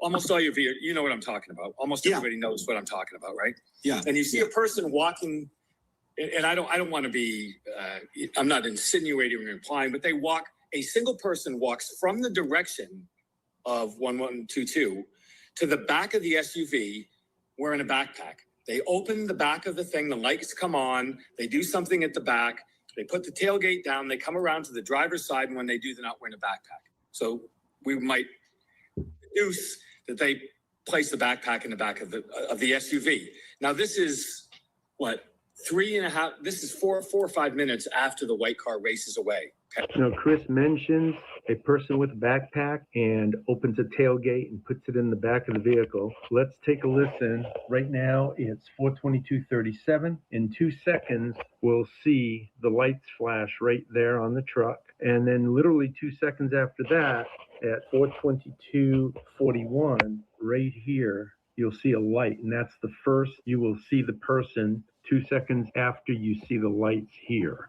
We'll listen to the whole thing and see if you can hear when the tailgate opens and when he puts the pack in the back. Here we go. Okay, let's look at the numbers. 4:22:39, vehicle light flash. 2 seconds later, we actually see the person. We're going to be looking at all of this close up. 8 seconds later, the remote door unlocked. 3 seconds later, there's a very quiet sound, almost imperceptible. And that time right there, that timestamp, 4:22:52, is where I'm going to show you that there was no backpack, that the tailgate and hatch were never raised, opened. 8 seconds later, the driver's door opened. But during that 8 seconds, at 4:22:56 and 59, it sounds like a shoe sliding sound. And also at 01, once the doors open, you hear it again. Driver's door opens at 4:23. 3 seconds later, it closes. 3 seconds later, at 4:23:06, the engine starts. So let's go to the 424 footage and pick it apart. Okay, in 1 second, we're going to see the lights on the vehicle flashing. Here we go. There they are. Now we're going to back up again and move to 40. Okay. Now watch right here. In 1 second, you're going to see the light of the person. Here we go. There it is. Now I'm going to zoom in real close. You see it's 4:22:41. I'm going to zoom in really close. Watch right down in this area here. I'm going to forward it frame by frame. There it is, right there. There's the light. Now watch this area here. I'm going to show you why I believe he does not have a backpack on. Right there, you can see his back in the front. There's one more shot. Let's go forward. There it is. Back, does not have a backpack. And we'll go forward, but there's no further. That's the last of him. Okay, the last time frame we looked at was 4:22:42. The person is not visible anywhere between there and this point. And just so you know, this here is the SUV that they're walking to. And this light right here, for those that have seen the video I put out at 3:50 a.m., clad in black, this is the light that that person. They do come with that. They do come with the twin turbo exhaust. They don't sound like what we're hearing though. Okay? They don't have that whoa, whoa, whoa, whoa, whoa, whoa, whoa, whoa. That is not, I showed, it's a completely aftermarket exhaust that we're hearing. It's not a factory exhaust. And I do know one thing other than this, guys. I'm very well versed in vehicles, cars, motors, exhaust systems, stuff like that. I worked for Napa when I had to retire from the fire department. I worked for Napa for years. I've worked on cars for years. You can get that, yes. It doesn't sound like that though. That's the thing. It's a whole different story. And I appreciate your input on that too. But I'll show you the difference if you want me to. Blocked out. Well, this is the same light this person's going to block out in literally 2 seconds. But right here will be the very first that we see him. I'm going to go forward just the frame and you'll see. Happy day anniversary, Bonnie and 3 kids. Thank you so much for being part of our community. We appreciate you very much. See right in this area here. Watch. There he is. See, I'm toggling back and forth. That's the first sighting we have. So now we'll go forward and I'll stop it at 4:22:52 right here. You'll see he's going to block it out. So watch closely from right here to right there. Here we go. See, I'm going to back up a little bit. It's 53. There he is, blocking it out right there. I just backed up. Now I'm going to go forward. And the reason I'm showing you this time frame is the door locks unlock before this point here. I believe it's 2 or 3 seconds. And then the last sound is at 4:22:52. Then the next sound is the driver's door opening, other than his foot slipping at 56 seconds. In other words, there is no time for him to open a rear hatch or tailgate. So let's keep watching and listening all the way to 4:23:01. Here goes.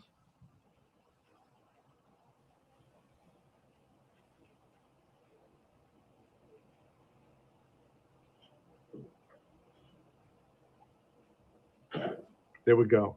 So now we're going to watch one more time at this close-up. So at 39, we're going to see the lights blink on the vehicle on the right side of the screen. And then at 50, we'll see movement here.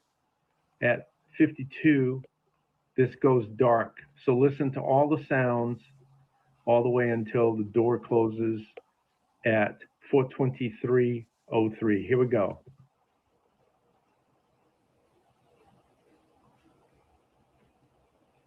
He's still walking. 50 seconds right here is the next sighting. Mm-hmm.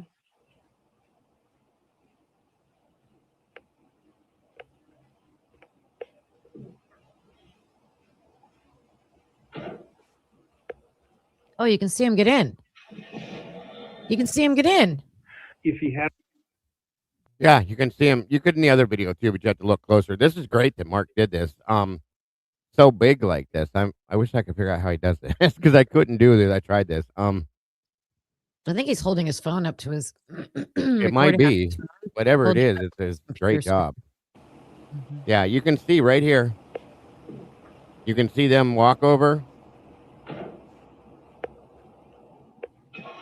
and get in the car. So that was just the car door shutting.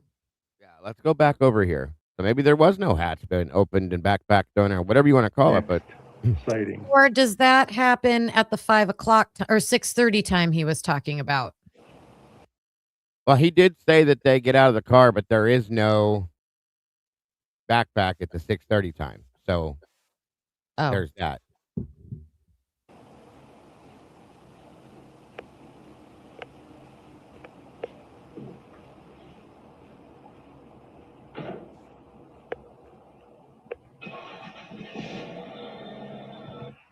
If he had a backpack, he was carrying it in his hand, but there is no way anybody could have possibly seen it from this video. There was no tailgate opening or closing, no rear hatch opening or closing, and no doors on that vehicle opening and closing other than the driver's door. Let me know what you think in the comments below and have a beautiful day.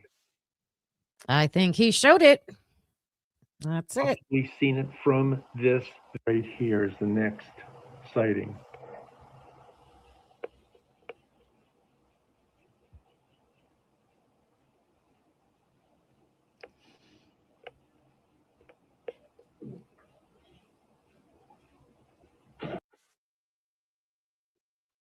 Does it look like they're running or walking to you, Kim? I have to look again. At 52, this goes dark. I was just watching it again. This is a great version of this, Mark, by the way. It's so much easier to see. So listen to all the sounds all the way until the door closes at 4:23:03. Here we go.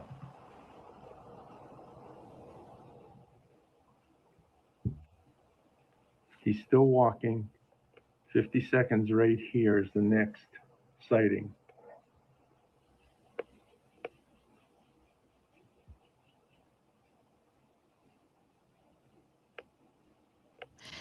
I don't think he's running. He's just moving quick. I don't think so either. I was just watching. Yeah. If he had a backpack, he was carrying it. And that's, I have to agree. I didn't see a backpack. And if there was a backpack, he must have had it in his hand. If we're going to go with that, I didn't see a hatch open. There was no time. He went from that point all the way around and gets right in the car. There's no, so if he had one, he took it off and put it inside the car with him, or he just didn't have one. So either way. Yep.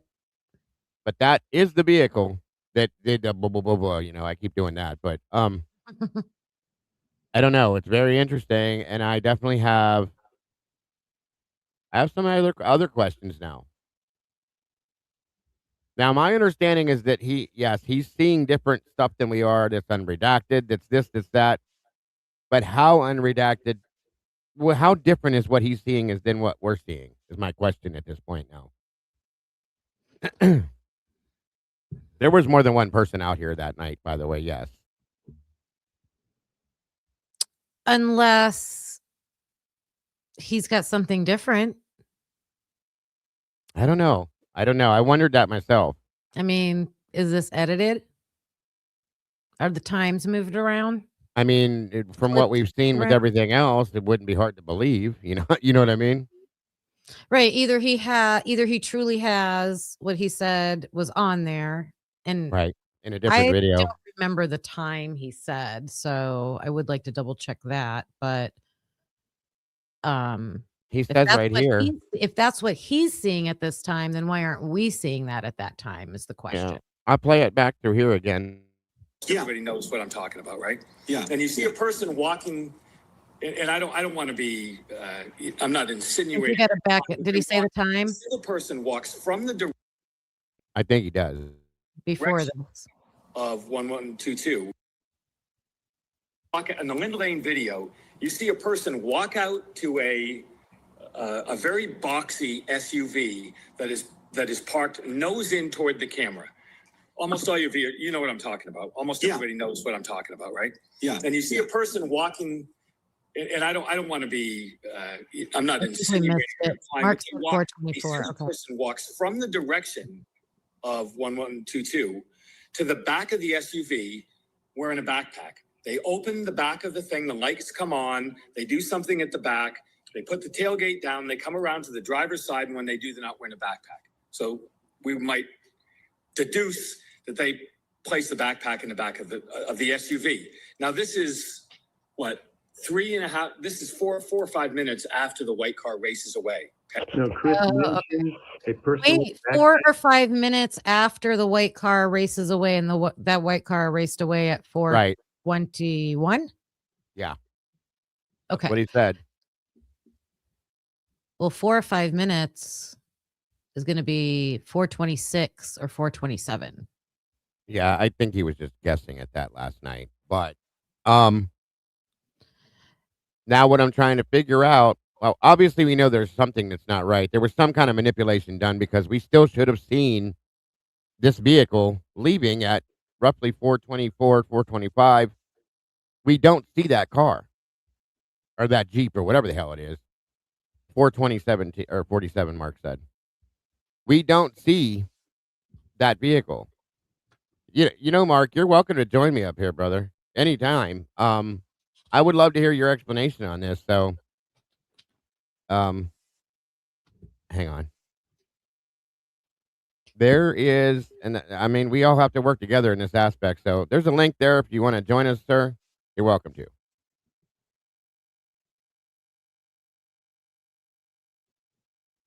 So yeah, either we don't have the version he has. Yeah, or something else is wrong. Something. More than one thing is wrong.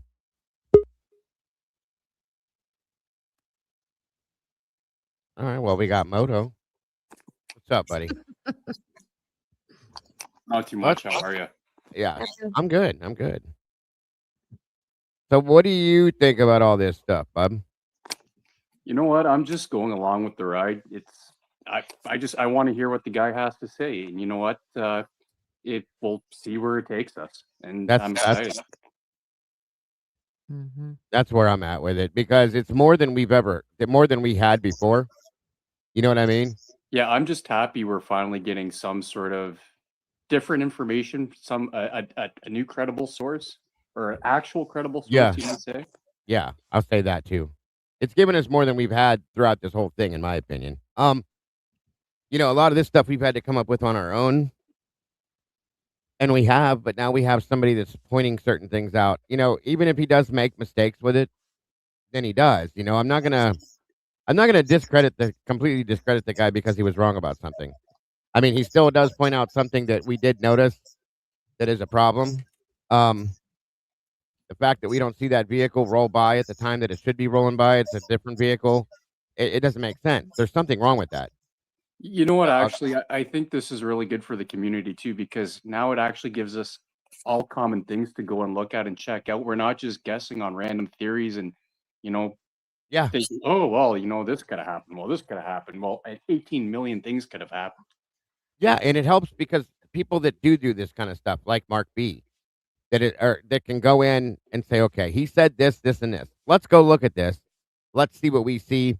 Whether he was right or he was off a little or he was wrong, either way, it gives us, like you said, the ability to come together as a community and continue going forward, trying to break this down and still pull for the same thing. I fully agree with you on that. Truly. It's a very good point, sir. Also, think about, so he said that's what he saw, right? He saw somebody. Yeah, then there's a different version. Then I'm guessing that's something I was going to say next. Is he didn't know half of this stuff based on what he said was redacted. That's interesting to me. He had to have known that a lot of this was redacted, but you noticed last night he kept saying, that's out in the public eye, isn't it? Mm-hmm. Yeah. And then one time he said it and we were like, no. Mm-hmm. I don't know what you're talking about. I never saw that. We got everything we got. Lee told him was all redacted. The dude got nothing. In a different world than we do. Basically, yeah. Yeah, he does. He got everything he got was fully unredacted. If it came from, like he's claimed, the prosecution, they have everything real. Just like the video, big point, that pissed Jules off, and I don't blame her. She paid, what, $1,500 in total after everything was over for a video that had no sound, that was muted? How did you hear it? How did you get to hear it, Chris, when we didn't hear it? We paid $1,500 for it, but you got it for free, and you heard it? We didn't hear shit. So that says something. And that might have been another bombshell because I don't think we know which video it was, but Ann Taylor said she got videos with no audio. So she could have very well been talking about that same exact video. So that's when Jules was, trying to contest that with them. How can you prove that it does have sound? They're just saying, well, we don't have it. It doesn't exist. Yeah, well, okay. Let me throw something else at you. Another question I asked him, I said, do you know of any other video that's available, Chris, in the neighborhood of 1122 and 11212? He said, absolutely nothing that I've seen. Okay. So I asked that question because if he's getting all this unredacted shit and the real stuff, that means either there was no other video or they've hid it from everybody, in my opinion. Because I swear to God, when Rory went there on foot and walked that whole area, I had him live, okay? CJ and I both did. He was pointing out, and I'm not saying just because there's cameras there doesn't mean they're on and working, but on the back of the white apartments, he's pointing out on that one corner there was one, over on the house next to the whites there was one, and down at the corner there was one. We never saw anything from there. And Jules FOIA'd everything, I think. Any video or any video footage that is in this area besides 1112, they said doesn't exist. Yep. He's saying the same thing. Although he did say there's a whole bunch. Did you catch last night when he said that there was a whole bunch? So am I, SRB. I hate it. A whole bunch of video footage stuff that he knows we haven't even seen. Did you catch that? I did not. He did say that. From what then? He didn't say where, but he said that. The hotel. What else? What else would it be? I don't know. But it really caught my attention. Yeah. He said he has got all sorts of video footage, tons of it. I can't remember the exact number he said, but Jack in the Box. I'd love to know. I'm just guessing. things that we'd like to see. What I'm hoping for is there were some things said about documents and pictures being sent over. I'm praying to God that happens. Things that have never been seen. Because if that happens, that's going to give us more info, okay? The 99 hours of 11/22 surveillance they told me was $7,500. Yeah. But here's the thing. Did they keep it from him too? Maybe that is, and I told you guys a long time ago that I swear to God, there's got to be more footage out here. There's no way that the only camera in this neighborhood is 1112. I don't believe that. No. Especially considering how they explain to us, that more students explain to us that this is a shitty neighborhood. The what the hell they call it? The Harlem of Idaho or of Moscow? The Queen Road Apartments area? Okay. You're gonna tell me there's no cameras in here other than that one camera? Come, and why did that one house have a camera and nobody else did? No, I'm not believing that. I don't believe that. And I know for a fact, because I've seen it firsthand, that the house on the corner absolutely have a camera. I've seen it more than once. So where is that footage at? That's a house, mind you, the house at the corner of King and Queen. Where is that footage? So one of my FOIAs is going to be for that house. I know there's a camera there, and I know that they have it there to watch that area because there was shit going on. If you remember the girls that had, I think there was underwear stolen out of their car or something like that, it was right there around that corner. So just saying. So at least we know, if nothing else, there's definite manipulation being done here, as we always knew. Okay, that's not a question, but it's just this is driving me nuts. What does Senor mean by 1122 surveillance camera? What does that mean? 99 hours. Oh yeah, there was a Ring camera there too. Where's that footage?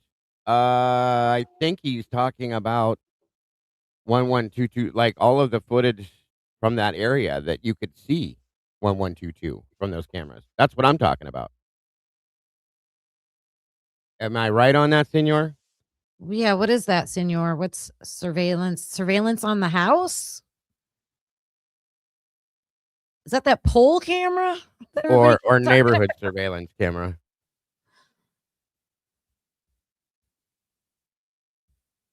You got a FOIA return that they told me there was 1122 surveillance. What? For $7,500. Oh, they effed up a protection then, don't you think? Bye, Fizz. Later, business. Well, there you go. They want you to pay $8,000 and they'll give it to you. They told Jules it didn't exist. So, I mean, if somebody had $8,000, they could pay. They get the surveillance footage, and it's 8 seconds long. And that's what I was gonna say, dude. It's probably it's all gonna be completely redacted. If there's anything in it, it probably shows somebody standing by the garage picking their nose, and that's all the excitement you get out of it. You know what I mean? So, yeah, here's what we should have asked them. We should have said, "Here's a video. Play a video for them, similar to like what we have, and say, is this the same thing that you saw? Go to your video. Here's our video. Is it the same?" And that's kind of my plan, Moto. When I get him to join us on my channel, is to be able to do stuff like that. Okay, like what did you see here? Did you see this? Did you see that? Did you get to watch this? Does this look like what you saw? You know what I mean? That's gonna have to be what I can do. And this is nothing to say that he's doing anything nefarious. It's right. It's why are we not seeing the same thing? Why are we not privy to the same information he is? I mean, obviously you are, but how is that fair? Especially for people that have paid for those videos and that information with their hard-earned money. Just because he's an FBI agent, now that we know some of this information exists, if it's legitimate, I'm sure it is. Mhm. You know, now that we know about it, we should be able to get it. Yeah, I agree. Yeah, and I do have the letters, FOIA requests, public records requests, I should say, that Senior sent out, that he was denied on, that he was asked, yeah, you can have this for this. I'm looking at them right now. There's a few of them that he sent me. So yeah, but no, I agree with you, Moto, 100%. That's what I was talking about, like with Senor's comment. When I was saying a different video, I meant a different version of the video. So suggesting Chris Whitcomb got the Linda Lane footage from that time, but he got the maybe original, clean, unedited copy. And then what they're giving the public is what they want us to see. Same time, same video, but just changed. I think they even may have withheld shit from him at this point. Well, it could be that essentially we're just not able to see the videos that, like, he can't really necessarily tell us that his video is different than ours. Maybe he can't necessarily admit to it for whatever reason. I get it. And that's what I'm saying. Like, we kind of heard that last night, like, and we kind of figured that there's certain things he can't say. We get it. Okay. So no, I agree with you. He can only go so far with it. So real quick, this is what Senor was talking about, you guys. The city of this is the return letter that he got from Moscow when he sent off his records request. The city of Moscow received your public records request on January 11th of this year. The request asked for access to and a copy of the first hour 1 of the 99-hour archive of the exterior surveillance footage associated with the residence located at 1122. What? As referenced in Moscow PD case number blah, blah, blah, blah. We know that. Pursuant to the code 74103, the city shall either grant or deny a person's request to examine or copy public records. Please be advised that a search for the requested record was conducted and no records of exterior surveillance footage from 1122 King Road were identified to exist. Therefore, your request is denied. Oh, they're saying they don't exist. Well, no, there's another one. Hold on. There's another one. This is the one that he was sent where they say they denied it because they're saying it doesn't exist. The one FOIA that I sent off for records request said the same thing to me, that there's no footage that exists. Jules got one that said the same thing. Give me 1 minute. Let me find the other one, Senor. Holy shit, that's too big. I can't see that. What document says that there is surveillance footage? That's is it the one from a that document? This is from his email. 1 minute. 1 minute. 1 minute.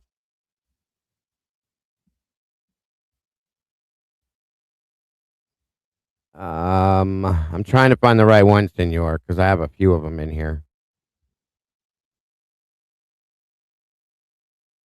All right, that's the same one. So give me 1 minute, you guys. Bear with me. I'm sorry. This is just to prove another point, by the way.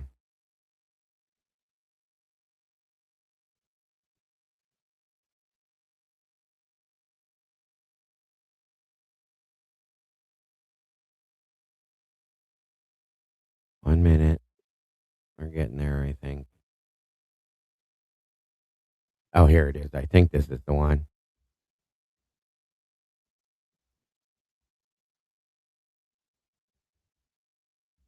No, wait.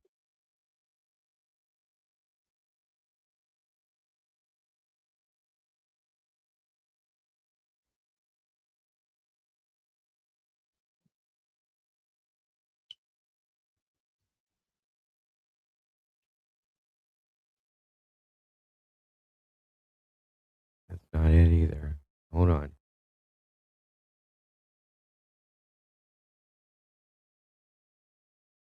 Is this the one?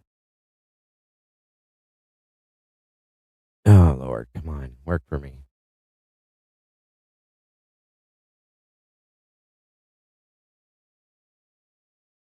Nope. That's not it. 1 minute.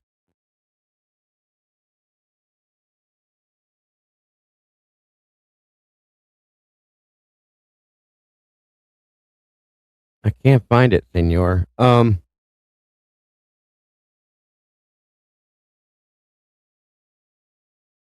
you remember what it was marked as?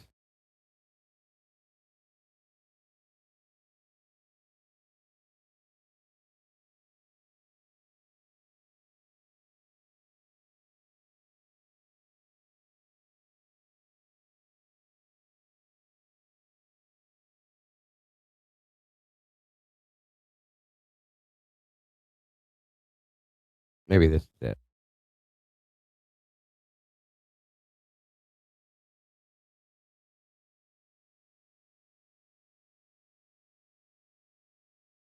This might be the one. Hold on. There was a denial for 1 and 2, but 3 there was a cost for.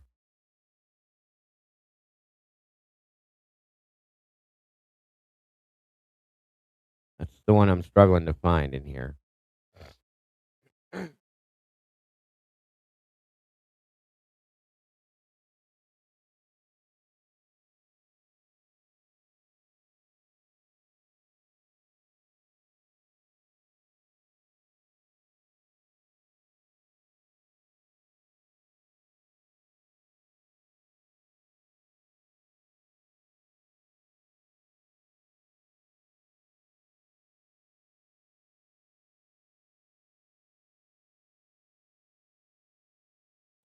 Why can't I find it?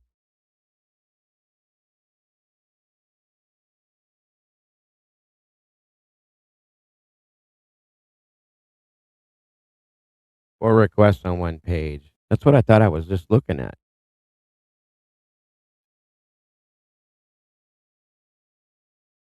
Hold on.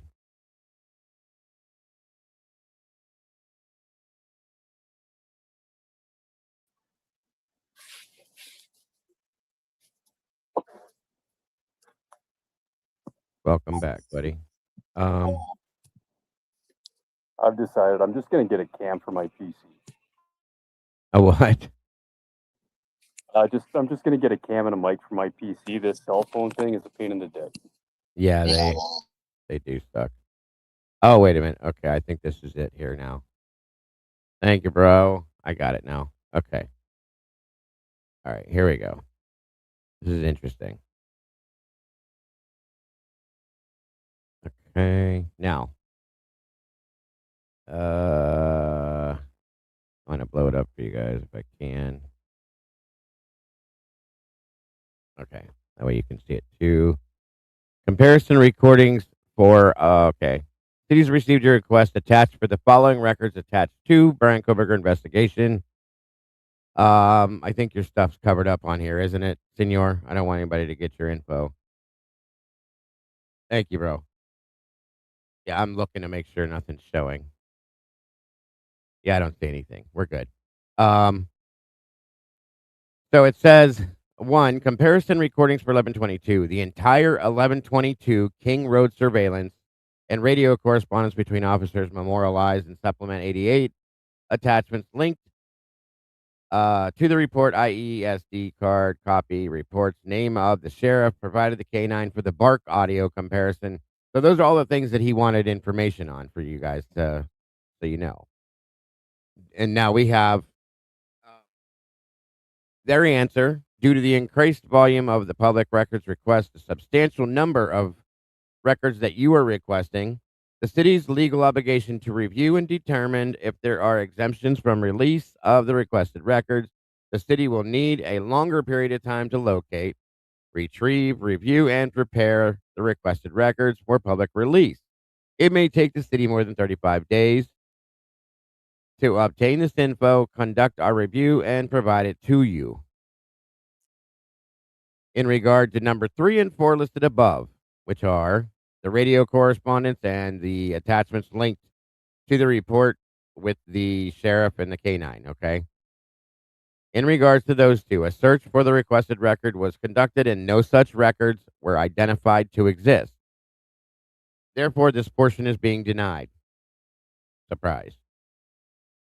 In compliance with the requirements of 74103, City Attorney for Moscow has reviewed your request. You have the right to appeal and denial by filing a petition in conformance with the provisions, blah, blah, blah, blah, blah. Okay.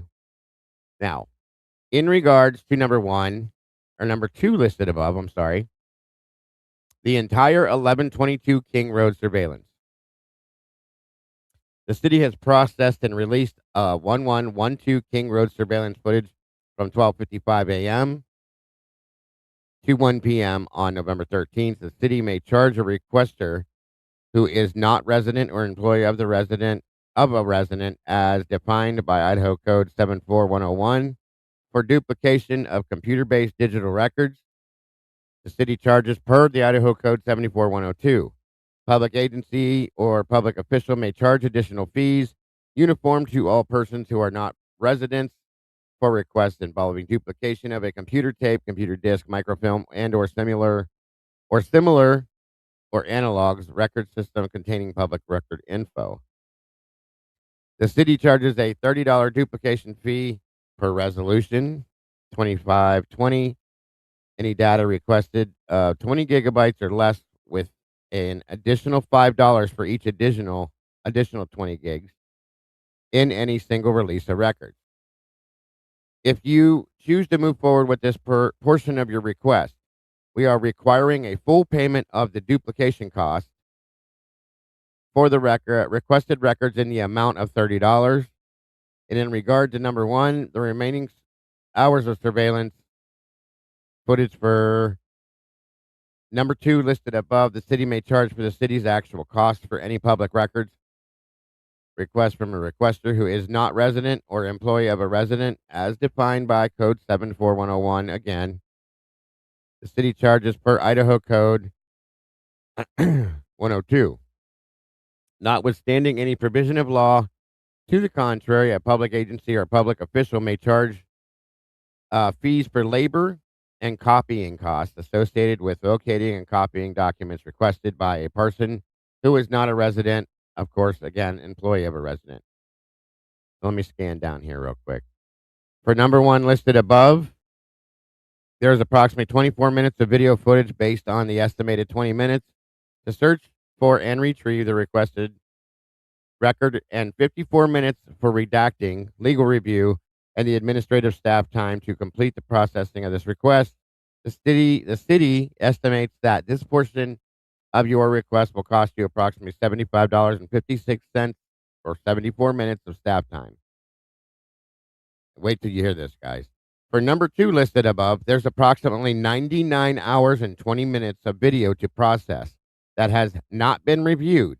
The city estimates that it will take approximately 149 hours of city staff time for redacting and legal review to process this portion of our request. The city estimates that this portion of your request will cost you approximately $7,431.62. Are you fucking kidding me? You're kidding me. Wait, you paid this?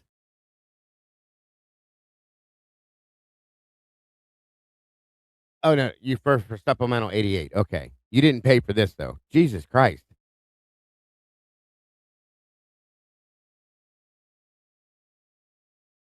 Okay, so the supplemental 88 thing, you still haven't received it. That's insane.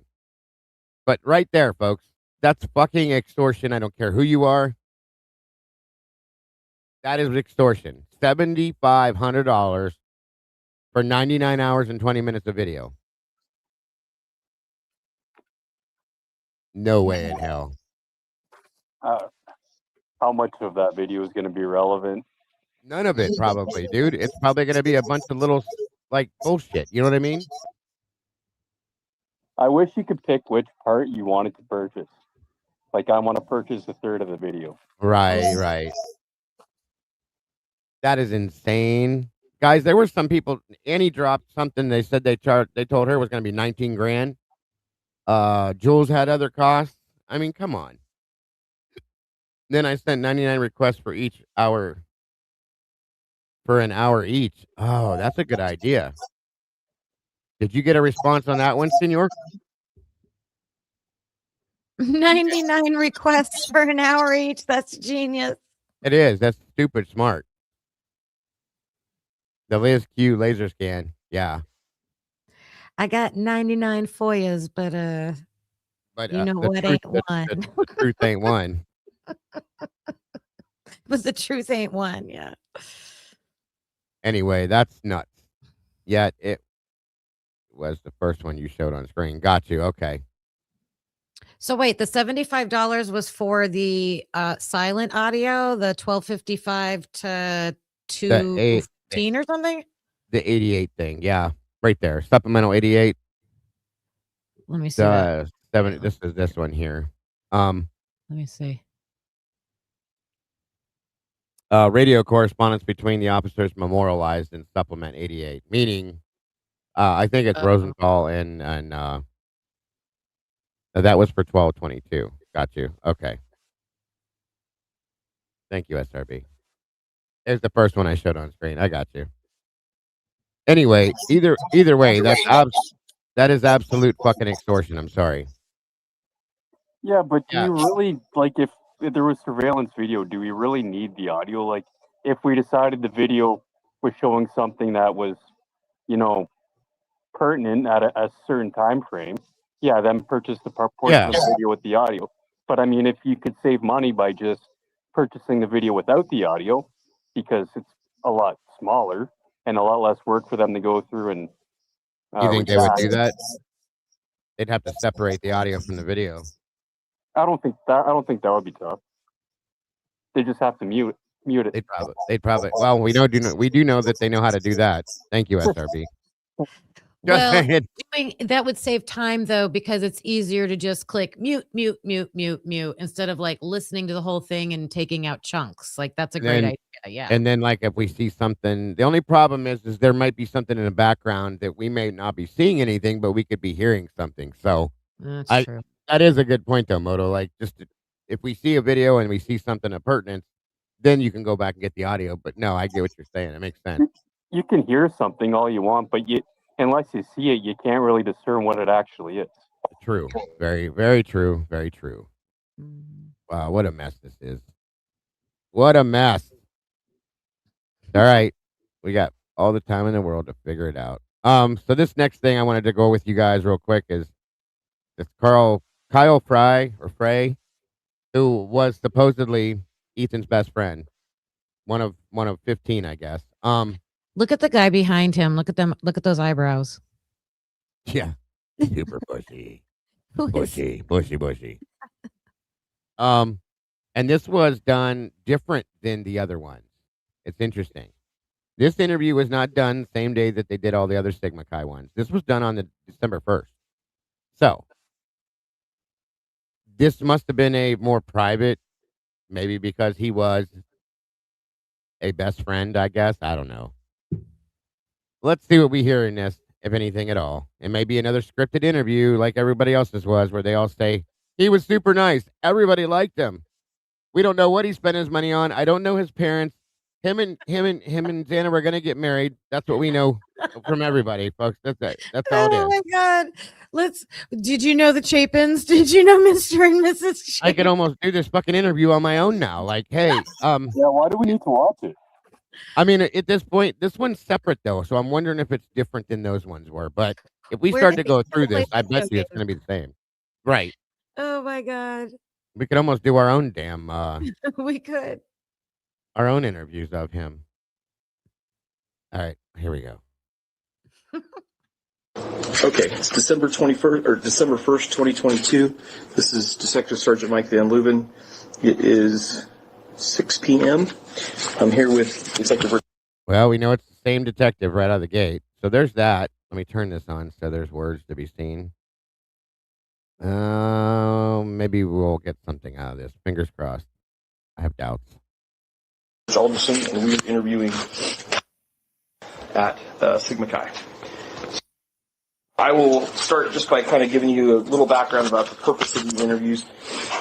We call these victimology interviews, and I think I mentioned it on the phone a little bit, but we're just trying to get a sense from you, how you knew Ethan and or the other girls that were involved, and if you're aware of any problems they might have had, any motivation that somebody might have had to try to hurt them, things like that. So first, I guess let's go back. When did you first meet Ethan? It would have been, I saw him during Rush, but I didn't really meet him, but it would have been bid day. I don't know the exact day, but that was last year, because we've been in the house for 2 years. Well, last year, the full year, and then this semester. But it would have been on bid day. That was because they load us up from the lawn that's right next to the art lawn, or it's right by the Life Sciences building. Anyways, went there. They drove us to trucks over here to Sigma Chi in the lodge, and that was like they put all of the freshmen on the stage, and then they just told us to introduce each other, and then we went straight over to the whites after that. So that was my first interaction. Okay. And what did you think of him? He was dope. He was definitely one of the popular, every group kind of has the guys that kind of stick out. And he was definitely one of the popular guys because, one, he was just tall. I feel like that has something to do with it. And then just very, nice. He wasn't a person that's like, no, you don't get to come, trying to be, exclude people. He was more of let's party, everyone's welcome, the more the merrier, that type of thing. And did he have a lot of friends? Did he make a lot of friends here at the house? Yeah. Absolutely. Did he have problems with anybody here at the house? No. And I know you guys are probably tired of hearing that, but he was just very well liked. Like Ethan, and with other fraternities too.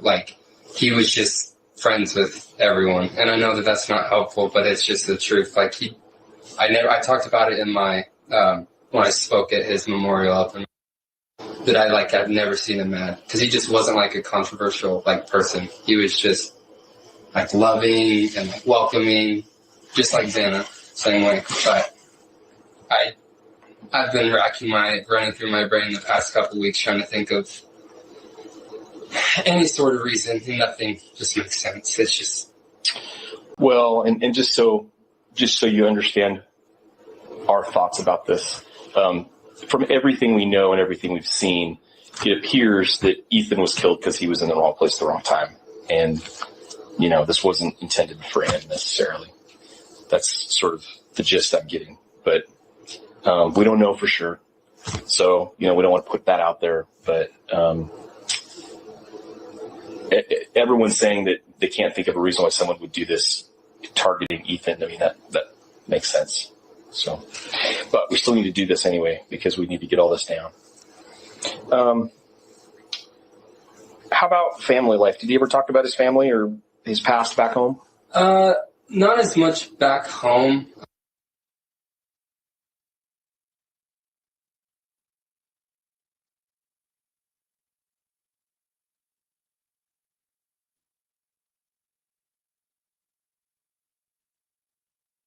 There it is again. Anytime they bring up his family or money, they redact it. I want to know why.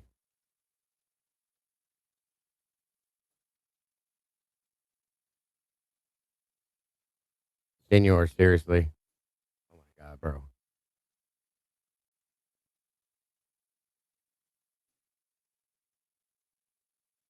Jesus Christ, is the whole thing redacted? You gotta be kidding me. Kind of sounds like it. Good God. See? They brought up his family and it's all redacted. Again. I want to know why they keep doing that. Does anybody know what Ethan's dad did? Because they were pretty well off. Do we know what? Do we know what Ethan's dad did? Because they were pretty well off. I don't. That's a good question. I've actually wondered my damn self. They did very well. They had 3 houses, from my understanding. They owned a boat, multiple cars, and yeah, there was. That's a good question, dude. Very good question. I do fully agree with you.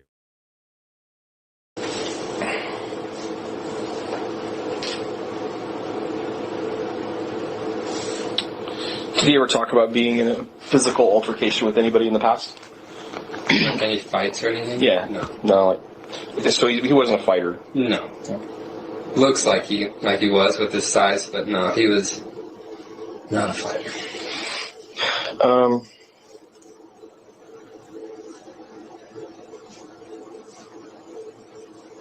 So I understand that he was living in an apartment off campus because he was academic suspension from being able to live here.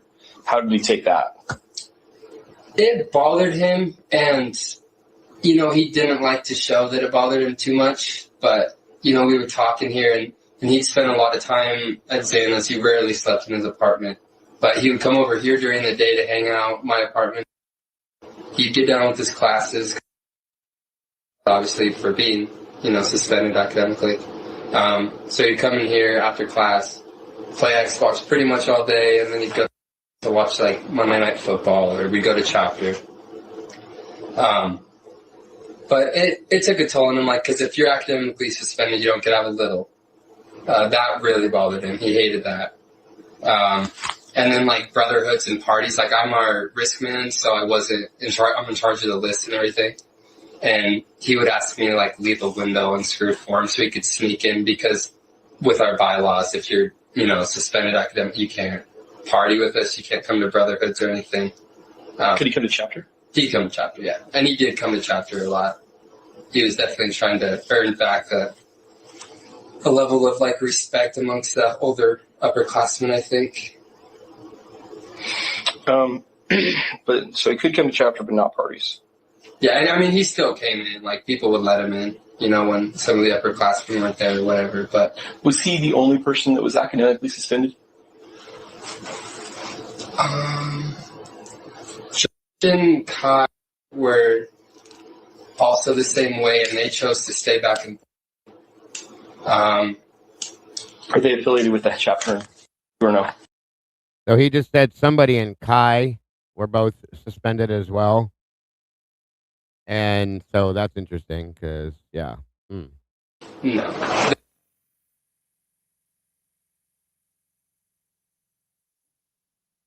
You still here, Kim? Or are you making dinner?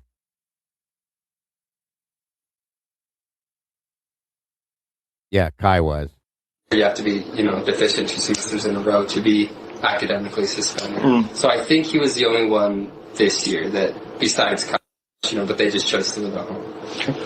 Is it a straight GPA for that? Above a 2.75. If you fall below it, then you're deficient.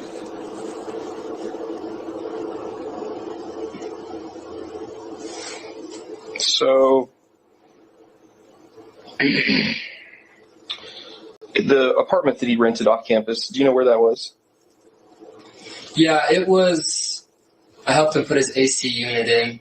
It's right over by my brother's place. I don't know the exact address of it. I helped the family move out of there today. Yeah, I want to be able to give you the street name, but I know how to get there.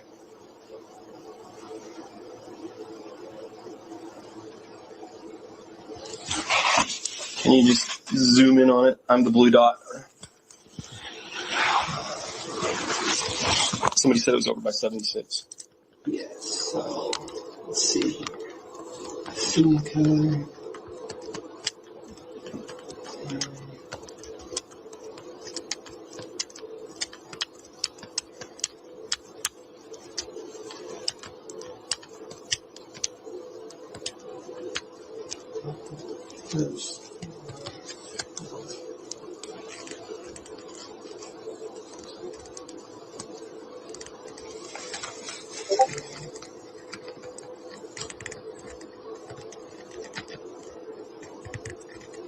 think that's ending. I think it was this one. Because I had the parking lot like this, dumpsters. It's right there on the hill. Yeah. So it would be not those ones. It would have been this one. 15. This one here? I think that one of those two. I was just there today, but.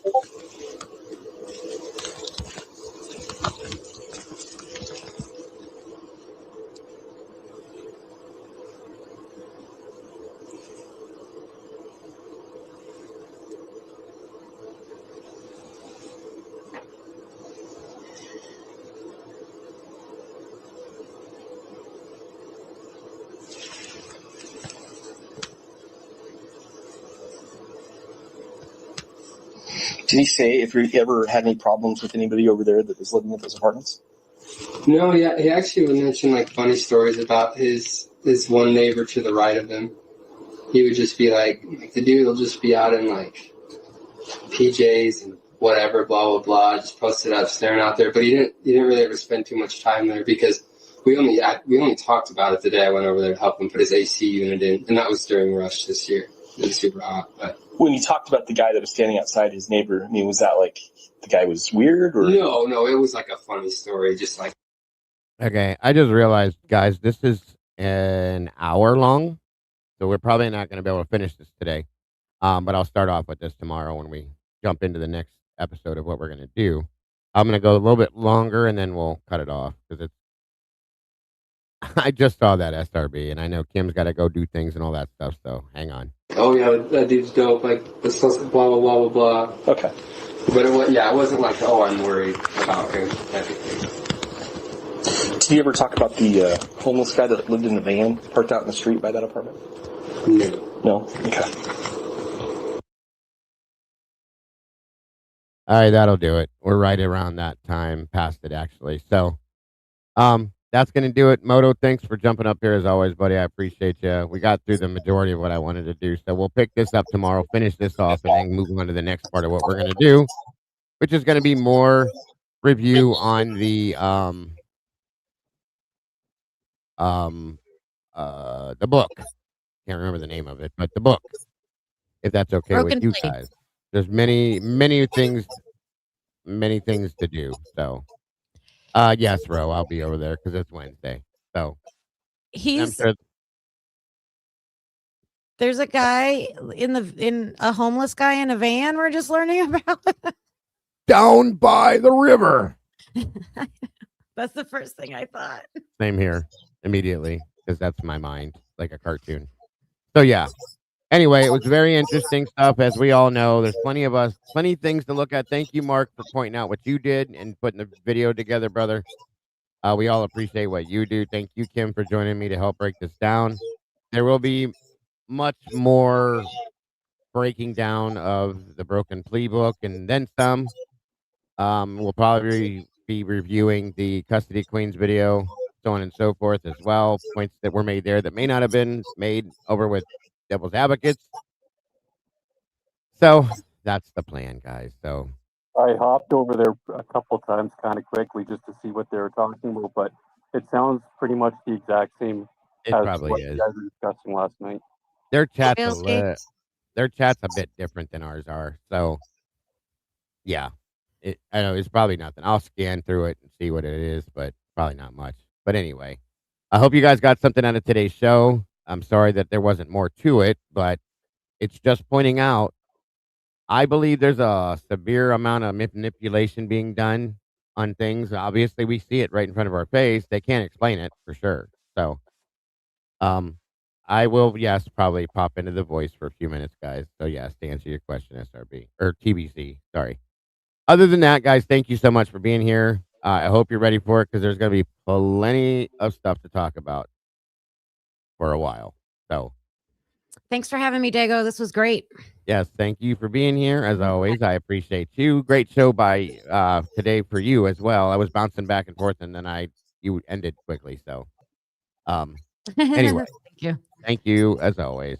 Both of you very much appreciated. I'll see you two soon, and everybody in chat. Don't forget to love yourselves and love each other, guys. Please don't change anything. You guys are that beautiful people. I'll see you very soon. Bye bye. Great talking with you, Moto. Yeah. Take care. Have a nice- Take care, Bye. everybody.